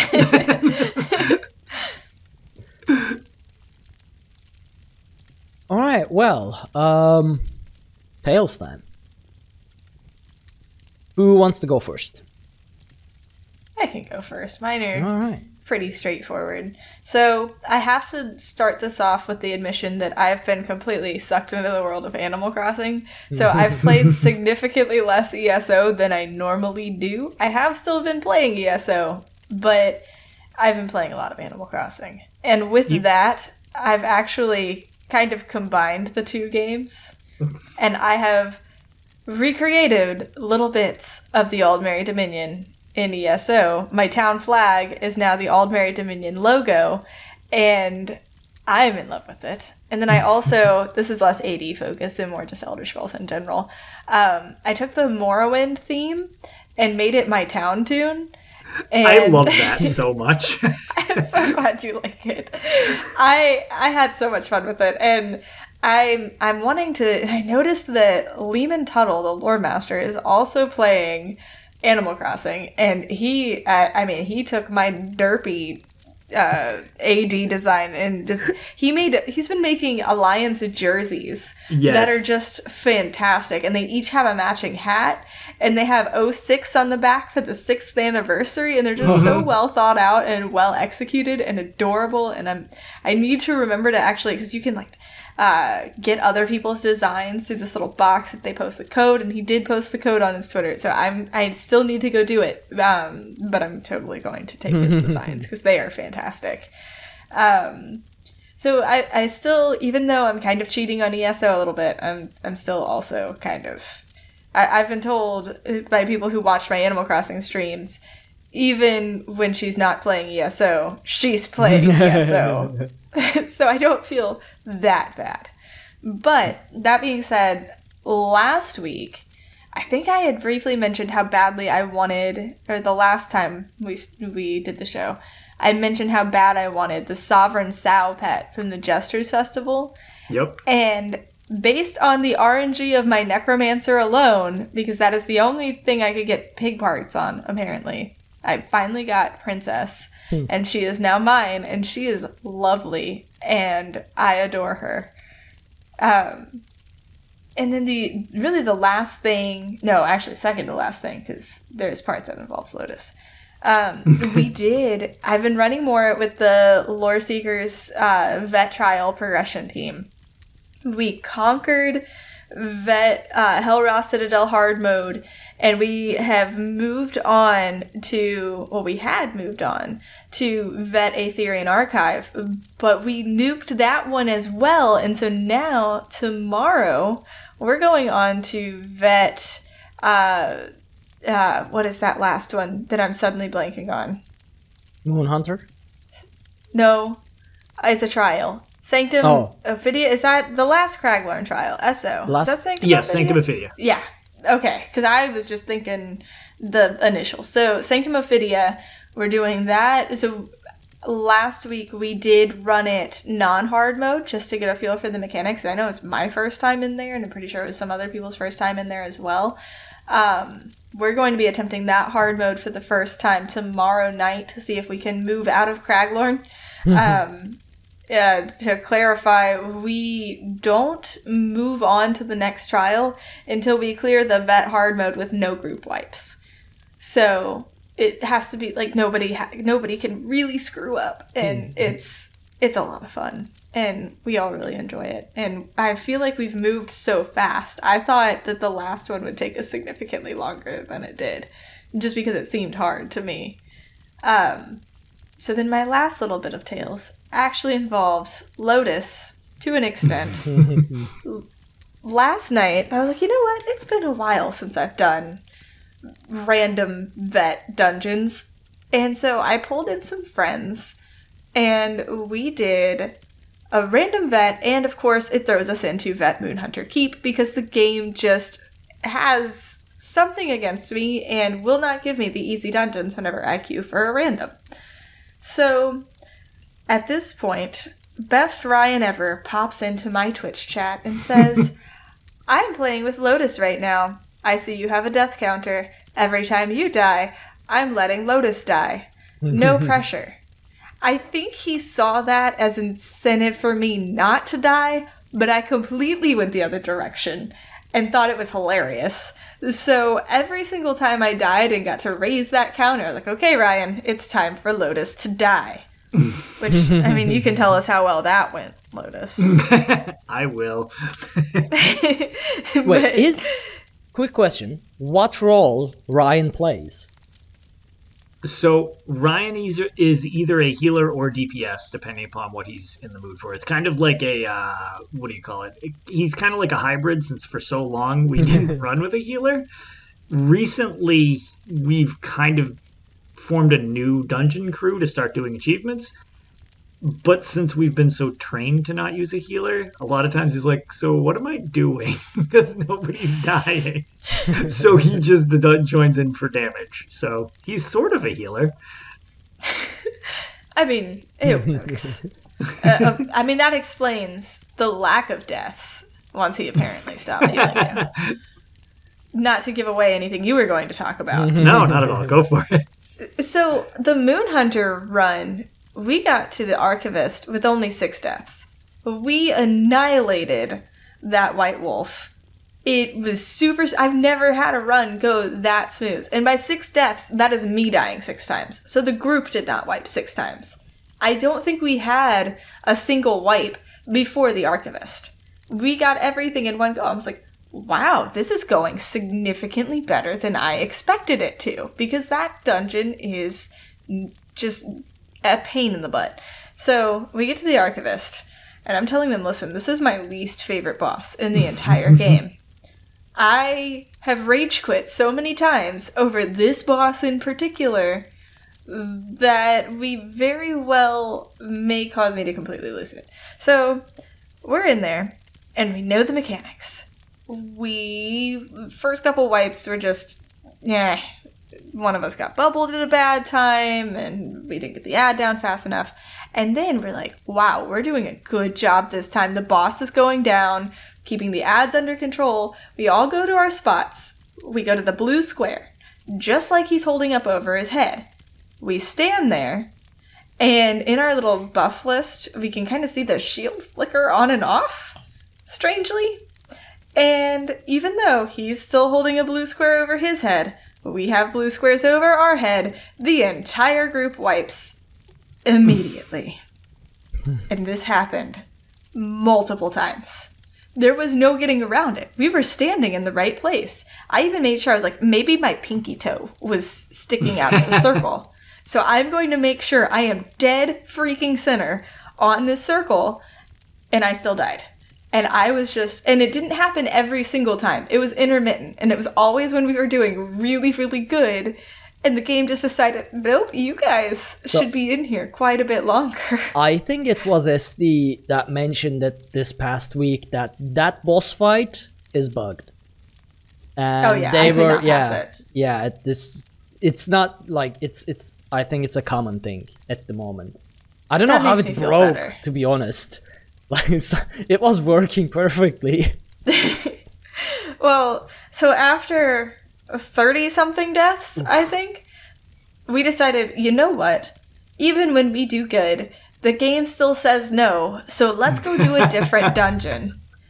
And so we do random vet again, and we end up in Ice Rage. So we're like, okay, still a DLC, but this one is perfectly doable. And we clear that dungeon with little to no difficulty. Nice. And it was fine. But my God, Moonhunter Keep made me want to throw things on that one boss. Because apparently we had a really solid group, because that White Wolf usually is like your pug killer before you get to the Archivist, if we just pretend he doesn't exist. The rest of the bosses, other than the Archivist and the White Wolf, aren't that bad as long as you can take the Spriggans down. So it's just a mechanics-heavy dungeon. So I was really happy with how well we did up until the Archivist fight, and that was, I feel like we would have cleared it if we would have quit getting unlucky. Mm-hmm. But so, yeah, that is basically all I did in the game this week. When you were dying in Moonhunter Keep all the time, at what percentage was the boss? Oh, I think the lowest we got him was 17%. So and it was hit the some of us. We are talking final boss, right? No, second to last. Second to last. Okay, yeah, okay. Yeah, it wasn't the hard mode mechanic where it throws the Archivist stuff on. It's the fight you get the Simon Says minigame from. Yeah. Okay. Because I was gonna say, so I just thought about it. In that final boss, what happened to us was, whatever we did, we could never survive the last blast of those runes after like 20%, and we died a lot, and eventually what we did was just burn through with 3 DPS. So the thing is the first time it wiped the entire group, I think we were at like 17% on the boss. But then after that, it just seemed to occur at random times. Like it would happen at 70%. Yeah. It would happen at 50%. And sometimes it would just take out, it really hated me in particular. Either that or I was just the loudest one yelling about it. Because there were so many times where I'd be like, well, I was standing in the right place, but I'm dead now. And Yeah.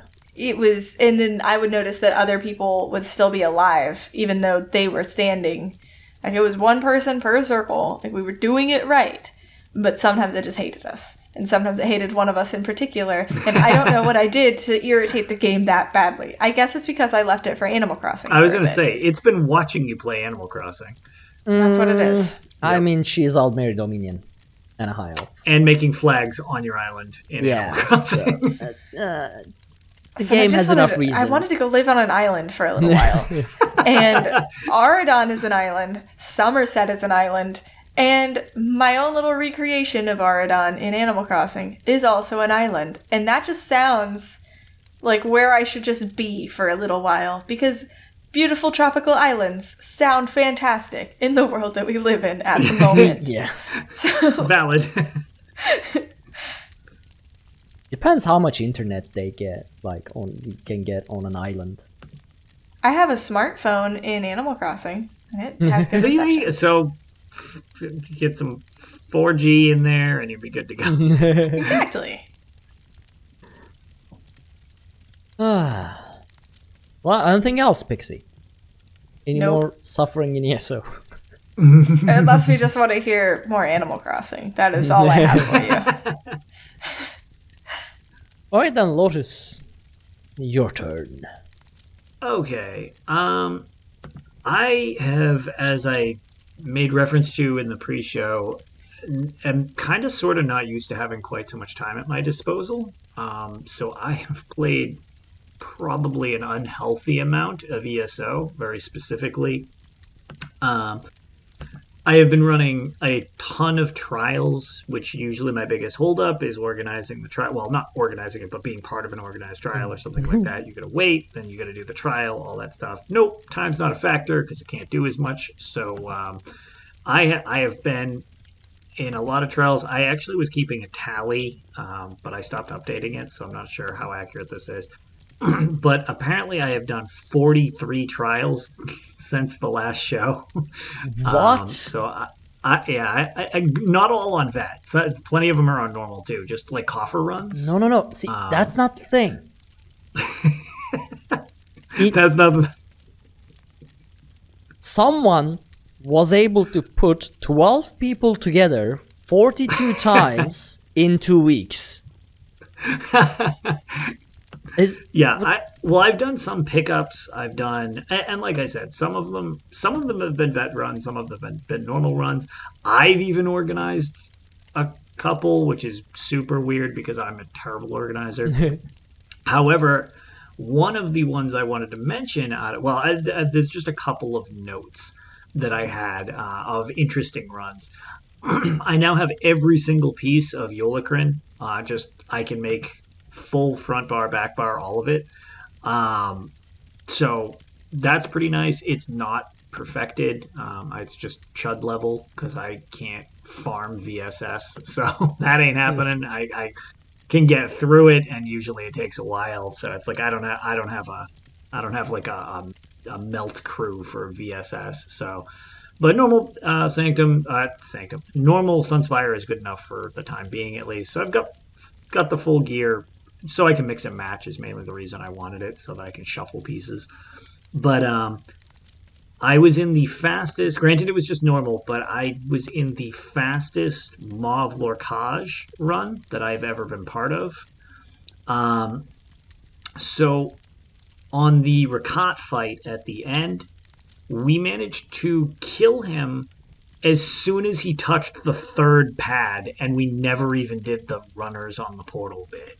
Oh, wow. So for anybody that doesn't know what that is, is you have a big boss that will jump from these pads, and it's in a lunar circle. There's 12 of them, I believe, that go around the room. There might not be two. I don't know. Whatever. They go around, and you have a set period of time to fight off his mechanics, and then he will shift to the next pad. And the idea is to shift him from pad to pad, doing as much damage as you can, and then you will need to go out and do this other running phase. Well, granted, normally you have much less health. They do much less damage, but I have never seen that thing die by the third pad. Yeah. We hit it at the first pad down to 68% health, and I was like, oh my lord. The other thing for the Notorious Twins fight in that run, shout out to everybody in APF that was on that run, because I know some of you actually do listen to the show.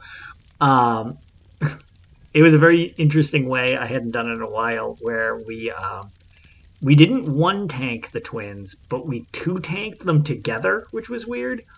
We both grabbed one of the twins, and we ran to the middle just far enough so that we could push them back to back. So we were far enough away, and everybody AoE bombed in the middle of us, and it killed them in 1 minute and 12 seconds. We only had half of one prayer phase, which was just kind of neat, because even on normal, I was like, man, this is efficient even for normal. Yeah. What? So, to be fair, this is as actually a few of APF in here, Ryan and Delta and stuff like that. They're actually in that guild as well. But we do a lot of vet stuff. So when we were doing coffer runs, the idea was just to do as many, instead of one of our normal 2-hour vet runs, it was let's do as many normals as possible so that we get the daily rewards out of all of them. So that was the goal. So it was just hit everything as hard as humanly possible, as quickly as we could. What are their full Twitch titles so I can ban them? I don't want that sort of professionalism here. Unfortunately, several of them will be named in a second for one of my other ones. Because it was spurred during the Gina episode was why we did this thing that we did. But before I get to that, the other one that I wanted to do a shout out for was the one that I organized. I had never done, since we were talking about Sanctum Ophidia, have you guys ever done the secret achievement for the feeding pit in Sanctum Ophidia? So my group was told about that, but we didn't attempt it because since we did it after our Aetherian archive cleared, we were running low on time. So we just wanted to get through the dungeon and through the trial, but we plan to do it at some point, but not on our hard mode run, I think.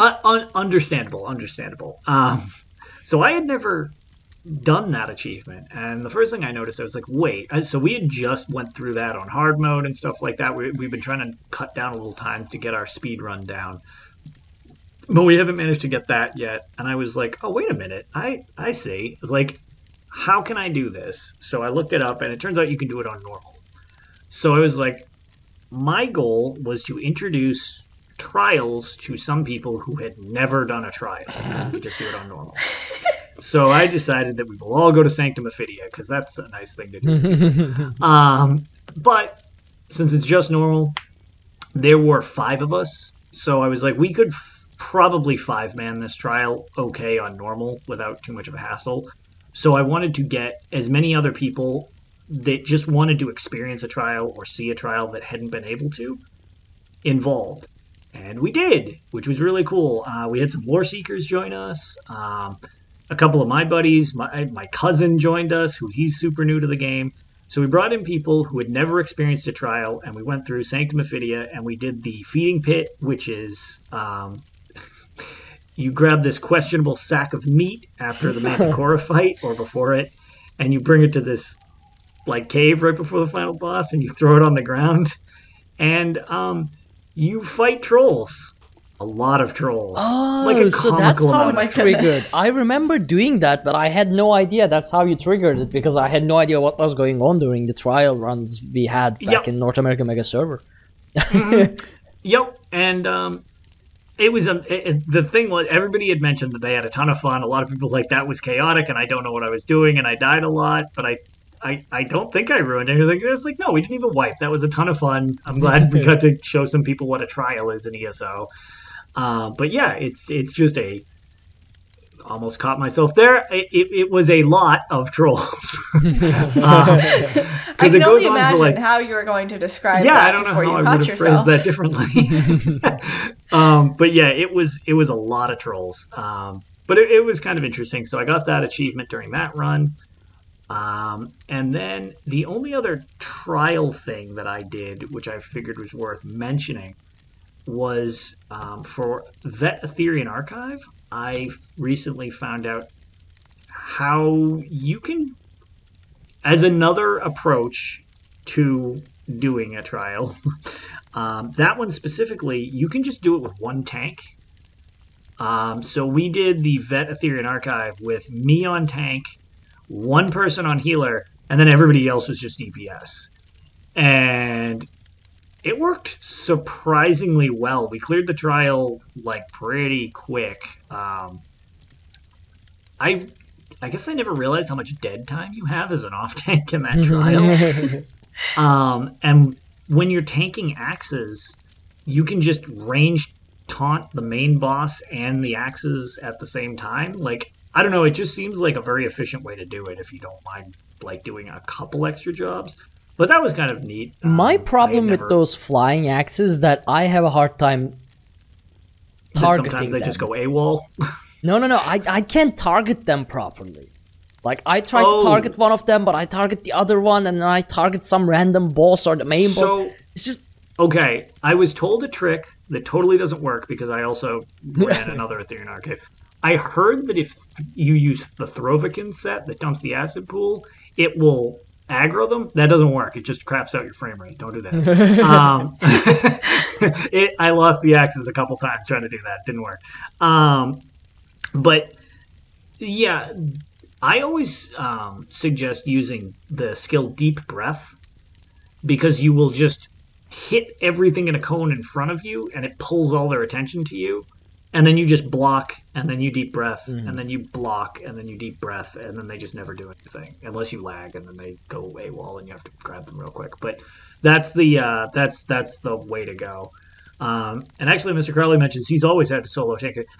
It seems really intuitive now that I've done it. It's just I've never been given the option to solo tank it, so it's like, oh, well that kind of makes sense with that. Like the only fight that's really weird is just positioning the big stone Atronach boss and grabbing the ads efficiently. That's really the only thing that takes like a little extra effort because I didn't want to spin the boss itself. But otherwise, one tank made a lot of sense for that thing. It seemed more effective. So many times I tried to pull something under the stone giant thing and realized the collider won't, like, it's one big block. It doesn't, you can't actually target it doesn't under go its legs. through its legs. Nope. You just chain him and nothing happens. Yeah. So yeah, those were my trial things that I've done. The others were not noteworthy, I suppose. The people I wanted to mention from the episode with Gina last week, they brought it up in chat. And so our new dungeon group, or at least a few of us in it, was Best Ryan Ever, who was in Pixie Stories as well. We had Delta 912, who is in chat, and Hazardous Mischief, who is also in chat. We decided after the last episode, they mentioned in chat while we were talking about things that I should totally run Vet Scale Color Peak with them because I'm ignoring them or whatever. So we went and we did the trifecta and they all got skinned after you. Nice. Yeah, I had mentioned that. That hard mode still makes my brain hurt. Like, yes. There's just so many things happening, but it was a lot of fun. We skinned in the week, so that worked really well. But yeah, it was very cool. They're all skinned out, which is very nice. But yeah, that is what skin did that was. You? It's the Black Marrow Necromancer, I think it's called. Hold on, I wonder It's pretty if I neat. have it. It's a white and glowy. Yeah, it's glowy. It's subtle. It's on Guarani. Oh, I have. So wait, It's on Guarani. I'm gonna ignore that. So I've done No Death Scale Color Peak. How did I do No Death Scale Color Peak? That I was haven't. honest. Well, actually, maybe hard mode was. I was gonna say, speedrun was easy. Oh yeah. No death. We had a couple weirdnesses. The biggest problem was that we couldn't. Some of the AOE's didn't show up sometimes, so we didn't know. Like people would stand in them and not realize, and they would get nuked because they were just standing in it. That was a little weird. But yeah, the no death was kind of tricky. But yeah, that hard mode is just like Yeah. so many things happening. And yes, not to belabor the point of glitches, but we have some pretty ridiculous video clips or screenshots. One of which I was lifted up about 5 meters away from the poison pillar. And I'm just hovering out in the middle of nowhere. I'm like, I don't know what's happening, but I just wasted one of our survivability things. What was it? Yeah, and Mr. Crowley did mention the bugs in that were actually very similar to your story with your favorite moment. Some of the points we were laughing so hard it didn't matter that we kept failing the hard mode because it was just ridiculous. We had gotten it was very close to the end when we cleared the hard mode. We had one where it was the final rotation, like she was done for. It was the final simulacrum phase, and then it was doing the acid wave across thing. And I'm floating or whatever, and Delta runs over to try to grab what was it? Oh, he needed to grab one of the synergies, but the shield that you synergize was on Hazard along with the stone version, and Delta needed the shield and Hazard was a stone, got stone, so they switched roles. Sometimes if you screw up you just switch roles on the fly. It's like, oh, I was supposed to take stone but so and so got stone, you take this instead. So he runs over to activate the synergy and instead breaks Hazard out of his stone form. Oh no. And Hazard's like, no. And then at the same time, it doesn't let him synergize the shield, so it just melts the two of them instead. Which was a tragic way to lose on 11% health. And we were just like, oh boy, that was unfortunate. But yeah, so it was a lot of fun. It was ridiculous, and we failed for a while before we got it. But yeah, it was a lot of fun. And then, because on the note of Scale Color Peak and me having no fashion sense in game, I bought something from the Crown store. Ooh. Stop the presses. I bought Spellbreaker, so that is now my shield. That's awesome. Yep, it looks super sweet. I can yell about Spellbreaker's might and all that garbage because we got the skin. Because I had never done the hard. I've done the hard mode, but I had never done the no death or the speedrun in that prior to skinning with them. So yeah, now I get to shout about it all the time. My shield. My shield. Yep. So that's super cool. I enjoy that. That was worth it. I just realized something. So that boss, what was it called? Zahn, Scale Color, whatever? Yeah, Zahn. So she throws her shield at you, like, feel the Spellbreaker's might. And then she gets upset that she lost her shield, and she lost her. Look, nobody said she's swift. She worships Periite. She's bottom of the barrel Daedric Prince here. She gets tasks and diseases. What does she have going for her? So, it's better that it's in my possession now anyway. She squandered Spellbreaker's might. Now it's mine, so. And I mean, you walk into that fight, and the only thing I can remember other than her yelling about her shield is her complaining about how he left her. I don't know who he is because I need to do the quest again because I just kind of been doing it quickly. But she just comes off a little whiny. Like she had a bad breakup and she's taking it out on me and I didn't do anything. I'm just here to figure out what she's whining about. And I feel like she should just take some deep breaths and go to some therapy and just hug her shield to sleep, because this is just, I mean, obviously it doesn't end well for her. So look, I just perpetuated her and Spellbreaker's breakup, because now Spellbreaker is with me. Oh, so now she can doesn't work even have on her healing. shield. Let's see. What else? The holiday event is on as we're celebrating the anniversary of ESO. So I have done a comical amount of writs. I just do them on all characters. I actually subbed for this. As most people know, I don't usually play sub. I'm not playing the inventory game when I need to run 9 characters through writs every day. That's not happening. But I've made a ton of money, so that's always good. And then the only other thing I feel that was worth mentioning that's not just, oh, by the way, I did billion writs, was I was playing some PvP recently. We shout out to Greymoor and Pushin' Pixels, just because I know they're in the community along with us a lot of the times. And both Bob Chichinski and Doug Barker here, so they can know that Greymoor joined the correct alliance during this free event on PS4 because he downloaded the game, made an Ebonheart character, and joined on stream while we went through the Imperial City. I've been achievement farming, and I got my last couple of kills. You know the flag bosses? I got my last, you need 100 of them killed. I got my last couple, and he was on the correct alliance for it. So just shout out to Graham for joining the right side. I'm proud of I don't go into Imperial City that often, but the last time I did, I was down in the sewers, and I think it was like during the last Imperial City event. So I've been down there since then, but it was the last time I was down there by myself.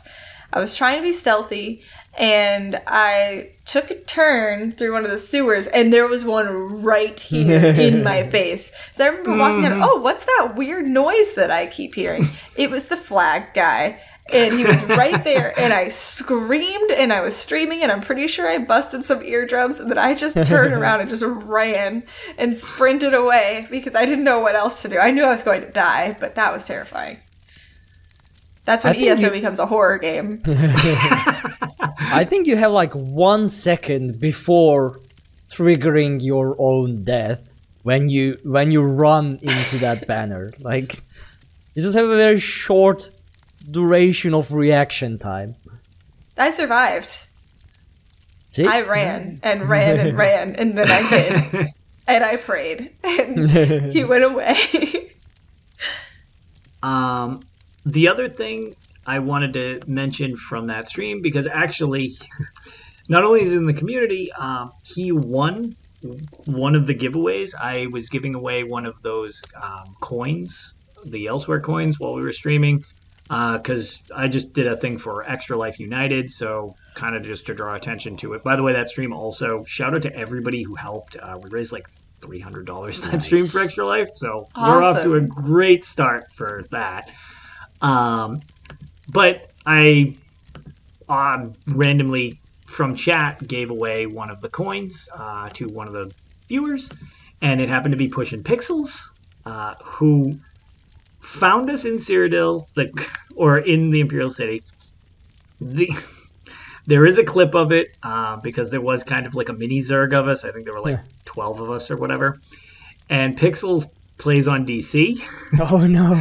And he was in chat talking to us, and by the time we noticed it was Pixels, because there was so many people, I hear, "Hey, wait, it's Pixel!" Oops! And we trucked poor Pixels and completely destroyed him. And I was like, "Oh no!" So he was sad because we killed him, and I mean, what are you going to do against that many people? So we found Pixels again down in the sewers, and we had a photo session with him. Which, shout out to his dedication to fighting the good fight for the Daggerfall Covenant, because we take the picture and he just shouts out for the Covenant and tries to spam kill as many of us as possible since everybody was in like picture mode. which was very heroic, and we murked the hell out of him again. But he did win a coin, so it was pretty funny. Worth it.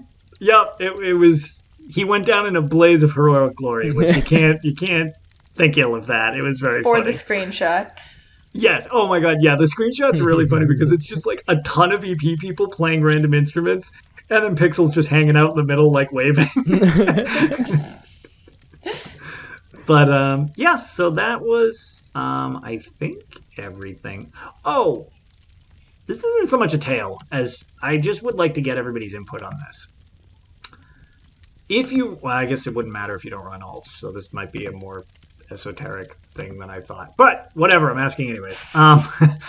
When you open your gift boxes, you get your normal junk, which a lot of times just goes into the craft bag. If you get a pattern and not a motif, it raises it above your supplies into a category above it, into like supplies but usable. And instead of staying in the category where you're opening boxes, it moves you up a category, if that makes sense. So when you spam open boxes, it will kind of jump you up and it'll be like, you already know this item or whatever. So you have to go back down to the previous one. The problem with doing that when you're running on a bunch of alts that you don't care about is you learn all these valuable things on the wrong characters. ZOS needs to fix that. You should not change categories. Like, it seems like such a simple thing. And I know, okay, yeah, other people in chat have mentioned that they have this. Okay, I'm not totally insane. There is a fix for that. Open things slowly? Because that's what I've had to do. No, but play I'm on PC impatient. with add-ons. Right. Oh my That's what I was going to say. No! I have an inventory thing answer. that completely fixes that for me. I still accidentally learn things on the wrong tune, but that's just because I get click happy. Yeah. My tails are officially over then. That's not the answer I wanted.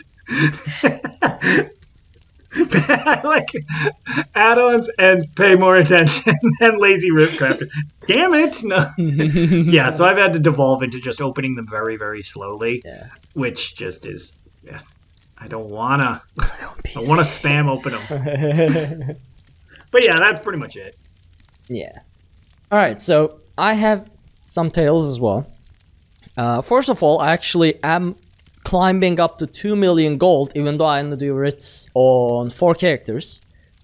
But this is the first time I had this much money at a single time, and it will all go towards Greymoor housing when chapter releases. So there's that, saving up money for exactly that. So today I decided to do something and fit my Warden tank again for battle, or tanking. Now, if you remember way back, like when Morrowind was first released, I leveled a Warden to play a tank like 2 years ago. I almost deleted that Warden tank because compared to my Dragon Knight, it was super squishy, right? And the story... Wasn't that because of Moonhunter? No. It wasn't. It was Bloodroot Forge. Oh, okay. So what happened was I picked up the pledges. I already had done some dungeons with my Warden tank, mainly normal Fang layer, things like that, classic veteran dungeons and whatnot. But the dungeon that broke me was running Bloodroot Forge with pugs on a pledge day. Same. On my Warden tank. Now what happened was I was in there for like 8 hours, and in that final boss, now it wasn't all my fault, it was a pug group and I wasn't on my Dragon Knight, the DPS wasn't, it was a total mess on everyone involved. And I was in there for 8 hours, and at the final boss I was just dying. I just couldn't stay alive. Whenever the second and especially third iron Atrak or whatever like spawns, I just couldn't stay alive. Just kept dying all the time, constantly. I just couldn't. I was so upset. So I switched to my Dragon Knight, and I think it was either Nika or Geo who also came to help as a DPS. We cleared it. So after like 2 years, I think now, I put items on my Warden, went through... Sounds like a normal day for me, says Brutus in chat. So I transferred items to my Warden tank, read through all the skills again, came up with which skills I'm gonna use and everything like that, just before actually recording this show. And I went to pick up the pledges, and I realized I already had 2 pledges complete and 1 pledge on the character. So I turned in the normal pledges that I had completed. Actually had given Jubilee boxes for pledges I completed 2 years ago, which was nice. That's convenient. Yeah. And then the other pledge I had that was incomplete was Bloodroot Forge with 2 objectives complete and kill Earth Gore Amalgam objective still on. Not Just complete. there mocking you after 2 years. It's been sitting in my quest log that just like kill Earthgore Amalgam, final boss of Bloodroot Forge. It's been sitting as the pledge for 2 years on my board. That's amazing. So I To guess, be fair, yeah. that dungeon with pugs is a nightmare. Yes. Because I ran through the similar thing where I spent 6 hours in that dungeon and did not clear it. So I understand. Yeah, So, I had almost deleted my Warden then. Then I was like, okay, I put all the trouble into leveling this character up. At least I'm going to use it as a Writ Crafter. Yep. But we'll see. So I guess I'll go back to Bloodroot Forge just to complete that pledge. See what happens. That Forge Breaker See- title. Yeah, see what happens. And I am pretty resistant to Pug DLC dungeon runs. As Isha said, I pugged Frostvault when it first came out for 11 hours in a single sitting. That was painful, but also fun. That's painful to hear, let alone, Yeah. I would imagine, be in. I don't know. It's strangely fun. I mean, A sickness? I think the word you're looking for is a sickness. I don't know. 11 hours.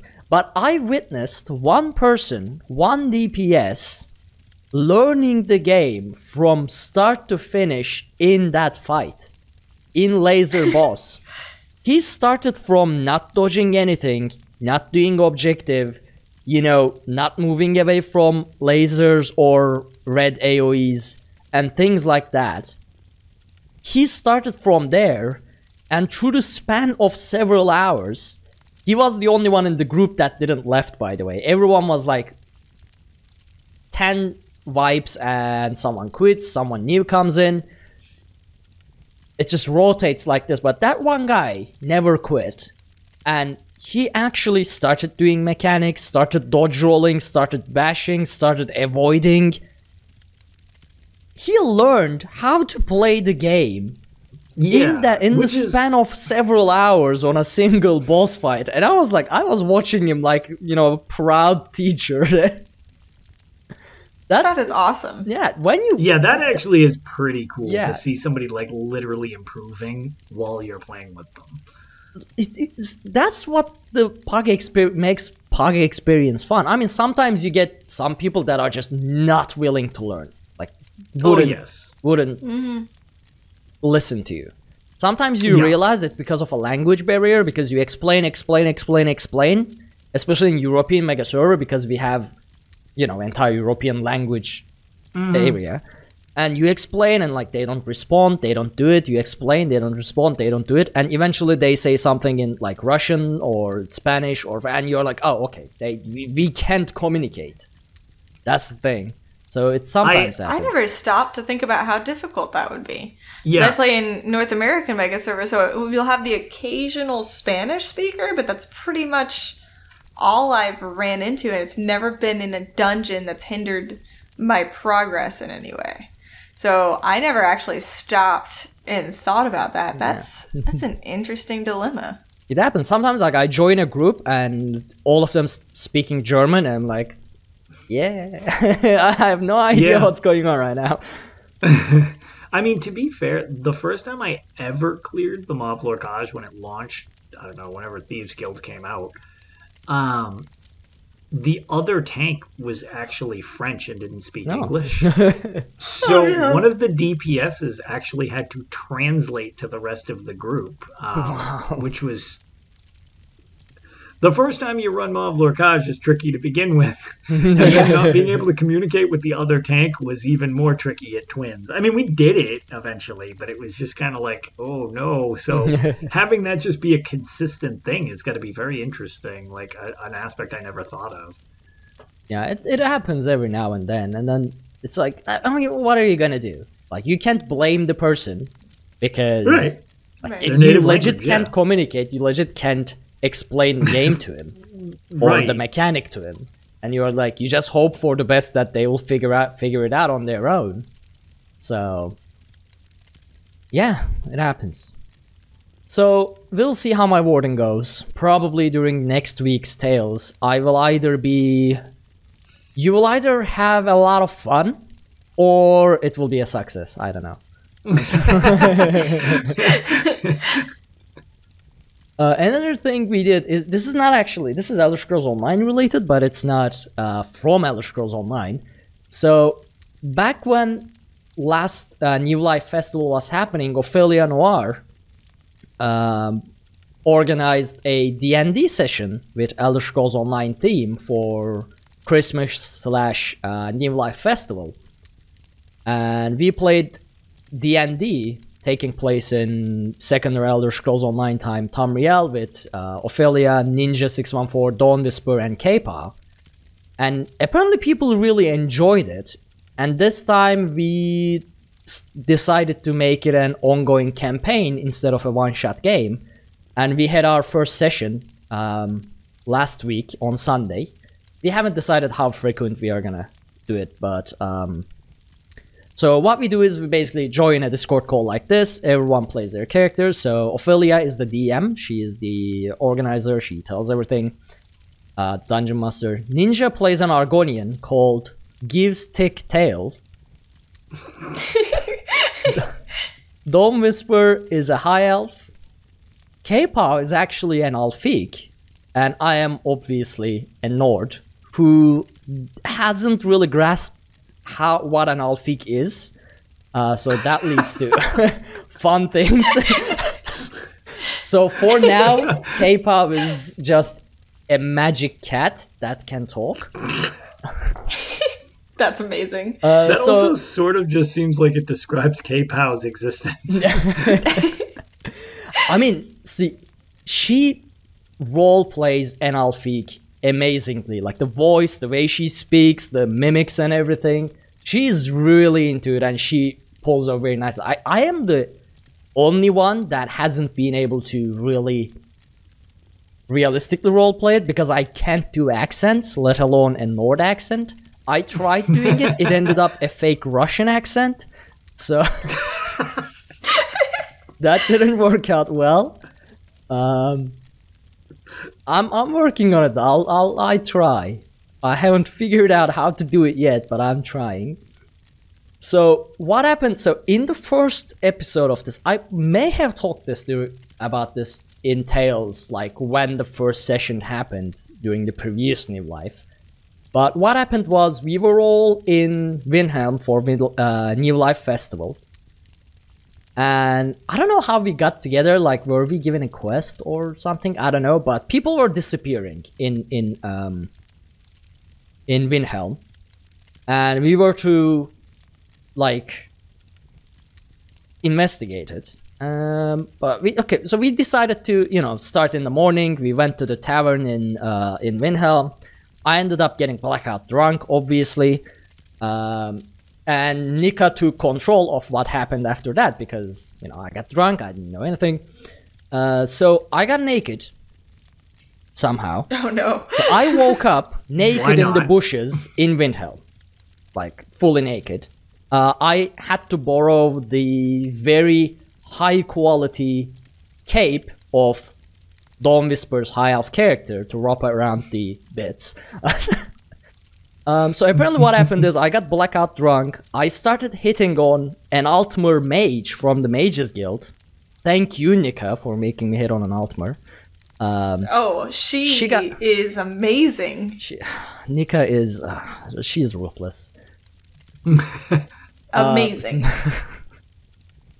So the mage ended up getting annoyed, cast a spell on me, which knocked me out, and then as a punishment just like made my clothes vanish and things like that. So I was running around in a cape wrapped around my belt like so we ended up realizing that it was a hag that was kidnapping people. We went there, killed her, killed the hag, celebrated, and went on our own ways because it was, you know, one-shot game. And what happened this session is that we were all called to Mages Guild in Davon's Watch. We got together there, and we, you know, gathered together. Apparently, caravans, Dawn Whisper's characters, stuff like the backpack and everything was in the tavern in Davon's Watch. So we went there. It's a very bad inn, and I decided to get a drink while Dawn Whisper gets her backpack and whatnot from the room. Apparently, the drinks they serve there is laced with moon sugar, skooma. And Nick asked, like, so how do you drink it? And I'm like, okay, I take a big chug of it. And she's like, yeah, it's sweet. It's strange, but it's sweet. So I'm like, okay, yeah, I drink the rest of it because we gotta go, you know, and I paid for it, so. And it hits me, right? And I start, like, the colors started changing, and I look at my hand, and I see that my hand is getting all scaly and turning into, like, an Argonian skin. So I run outside, find Ninja's Argonian, hold him by, like, the collars, and I'm like, I'm turning into you! And then, eventually it wears off, my character's all hangover and things like that. And it's hot in Stormfalls. So we start making our way to Windhelm, because apparently what happened is that no one can reach the Mages Guild or anyone in Windhelm. They sent soldiers, none came back. They sent mages, none came back. And since we were sort of like the heroes, you know, of the last New Life Festival thing, they were like, okay, maybe you should go and have a look. And as you go there, so this is taking place, the setting is taking place 4 years after ZSO's main event, so everything has happened and done. So Molag Bal is defeated, anchors are gone, and things like that.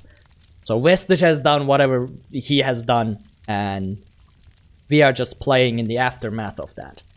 And while we were going through the fortress that connects the Rift and the Stormfalls, or rather Eastmarch and Stormfalls, the Rift, I think it's Rift.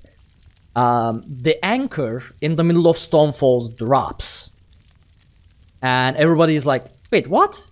I mean, Molag Bal is defeated, how is this happening after 4 years? Nika ended the game there. So that's, all right, that's an interesting cliffhanger. Yeah. We were all really hyped, like, okay, we are gonna go charge, we are gonna go into combat, and Nika's like, that's it for this weekend. I'm like, oh no. So you can find this at Nika's channel, twitch.tv/OpheliaNoir. Dates it's gonna be announced. We don't have a fixed schedule yet, but it happens live. I caught some of it and liked it. I mean, I don't know much about RP or whatever, but like I said, I've enjoyed, even though I don't, sometimes it's kind of fun to listen to other people who actually know what they're doing to it. So like what I caught, I was pretty entertained by, because I also enjoyed Ninja's 614 when he was not involved with like what was currently happening. He was just sitting very smugly in his own little quadrant of the show. And I was just waiting for the longest time for him to speak, and then it was like, oh, he's an Argonian, like once he started going, and I was like, oh, all right, this is pretty funny. I have to say, Ark, you were presented with multiple opportunities to drop your Nordic racist ways. Not only Did you hit on a high elf, which should have been your first clue that your subconscious wants you to be more accepting of Altmer. But also, when under the influence a different time, you think you're turning into an Argonian, and I think your subconscious is trying to tell you that elves and Argonians are people too. You almost called them lizard mans. Now who's racist?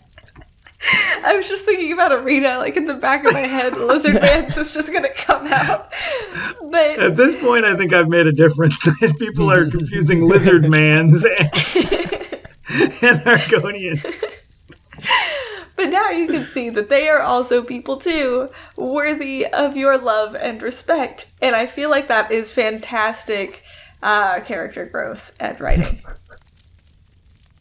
I mean, all of this happens. I mean, it's a D&D session. What DM says happens. What DM says is a fact. Both of these things came from Nika, not from me, not from my characters. Nika made them happen. Your character's subconscious. Nika is your character's subconscious. And that's how these things are happening to you. I don't want to have a subconscious. Your character has a thing for Altmer. Oh, also, I was riding a guar and wants to become one with the Altmer. Of course. And wants to become one with the Argonians. I did catch that she made you ride a guar around as a mount. So we are going to go, and we are, like, Mages Guild says, okay, we set up mounts for you, we set up rides for you. And I'm like, okay, nice. The Mages Guild is accommodating rides. We go to the stables in Stormfalls. I ask, like, okay, what do we have? Nika says guars. There are no horses. No, there are guars. This is Stormfalls. This is Davon's Watch. There are only guars. And I'm like, why do you do this? But I ended up on a guar. And I couldn't figure out how to ride it. So every check I made, like riding and acrobatics and athletics, all of those checks failed. So initially I hopped onto the guar and I fell off on the other side. And then I hopped on it and I just grabbed with my legs and arms, not figuring out how to actually properly sit on it. And I was like hugging the guar on top, trying not to fall off because my Nord couldn't figure out how to do it. So yeah.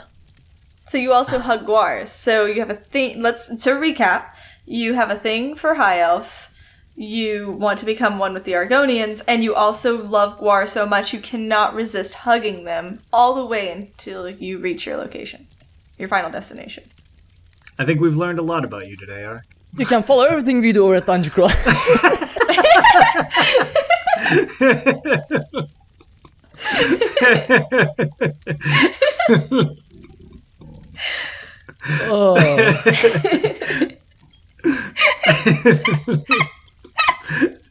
Do the outro. None of these counts matter. Delete. Your hammers are gone.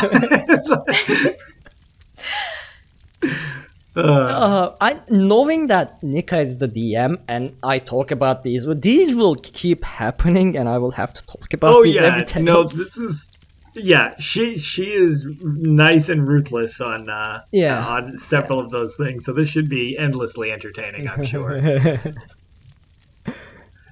But it has been 2.5 hours of Tales. So much for a short show that we didn't have planned. It was fun though. This time when we derailed, it was still in context. So I call that a win. Well, that was the thing.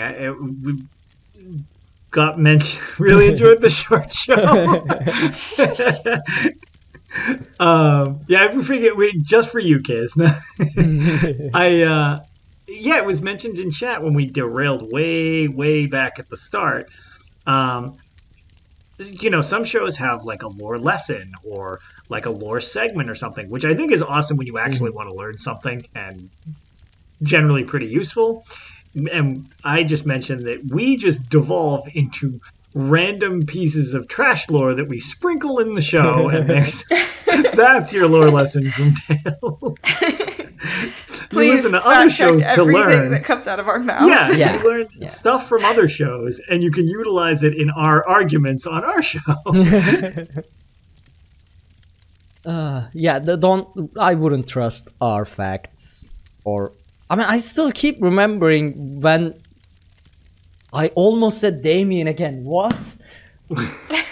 Dominic had to Definitely correct don't us trust in our chat. facts on actual names. Yeah, I can't even get the name of Dominic right on the show, so there's that. Anyway, Lotus, any final thoughts? Where can people find you? Anything you want to promote? This is the time. Nothing really that I don't think we covered, but if you ever want to get a hold of me, I'm Lotus of Doom on Twitter. I'm Lotus of Doom on Twitch. And I've been trying to I try to make sure that I can stream at least once a week. Thank you, everybody who's been jumping in. I actually hope to stream Arena again. I got kind of sucked up with a lot of ESO stuff and trying my best to do, like, work around the house so that I'm not a total slob, not having my usual schedule. But, yeah, hopefully this coming week I can actually stream a couple times as well. But, yeah, just in relation to that stream from last week that I did over on my own channel, what I do streaming wise all goes to a group effort, which obviously you guys here help me with as well. But we aim to raise money for Extra Life, which the charity marathon will be toward the end of the year, but I just kind of fundraise all year long. So yeah, to everybody that jumped in and helped out, that was pretty crazy and I really appreciate it. We're already off to a great start for the year, so much appreciated. Ideally, I'll be able to get some more stuff because everybody was so generous. I now have every possible emote unlocked on stream, and I didn't have that many in the backlog, so I need to get some artwork done for my own personal channel so that I can give you guys more stuff. So just thank you all for that. It's greatly appreciated. So. And Pixie, how about you? You can find me over at twitch.tv/HyperPixie Gaming, and I'm also HyperPixie Games on Twitter because of character limits. And if you want to join me in my adventures on the island in Animal Crossing, you can DM me for my Switch friend code. I need better turnip prices, guys. Alright, well, you can follow everything we do over at dungeoncrawlernetwork.com. There you can find links to all of our social media, including Twitch, YouTube, Twitter, and Facebook, which I keep forgetting to shut down because I keep forgetting to use it because I don't really use Facebook. Be sure to check out our Patreon at patreon.com/dungeoncrawlernetwork if you want to help support the show, as well as on Twitch. It will help keep us the metaphorical torches lit, which are generally the server costs and things like that for our RSS feed and the website and things like that. Or consider leaving us a 5-star review on iTunes so people know that we are a real podcast, that we say real words, and sometimes it matters. Thank you all so much for joining on this episode of Tales of Tamriel, keeping us company in chat this night. It has been a blast, and we will see you next time. Have a good night, everyone. Bye. Bye, everyone.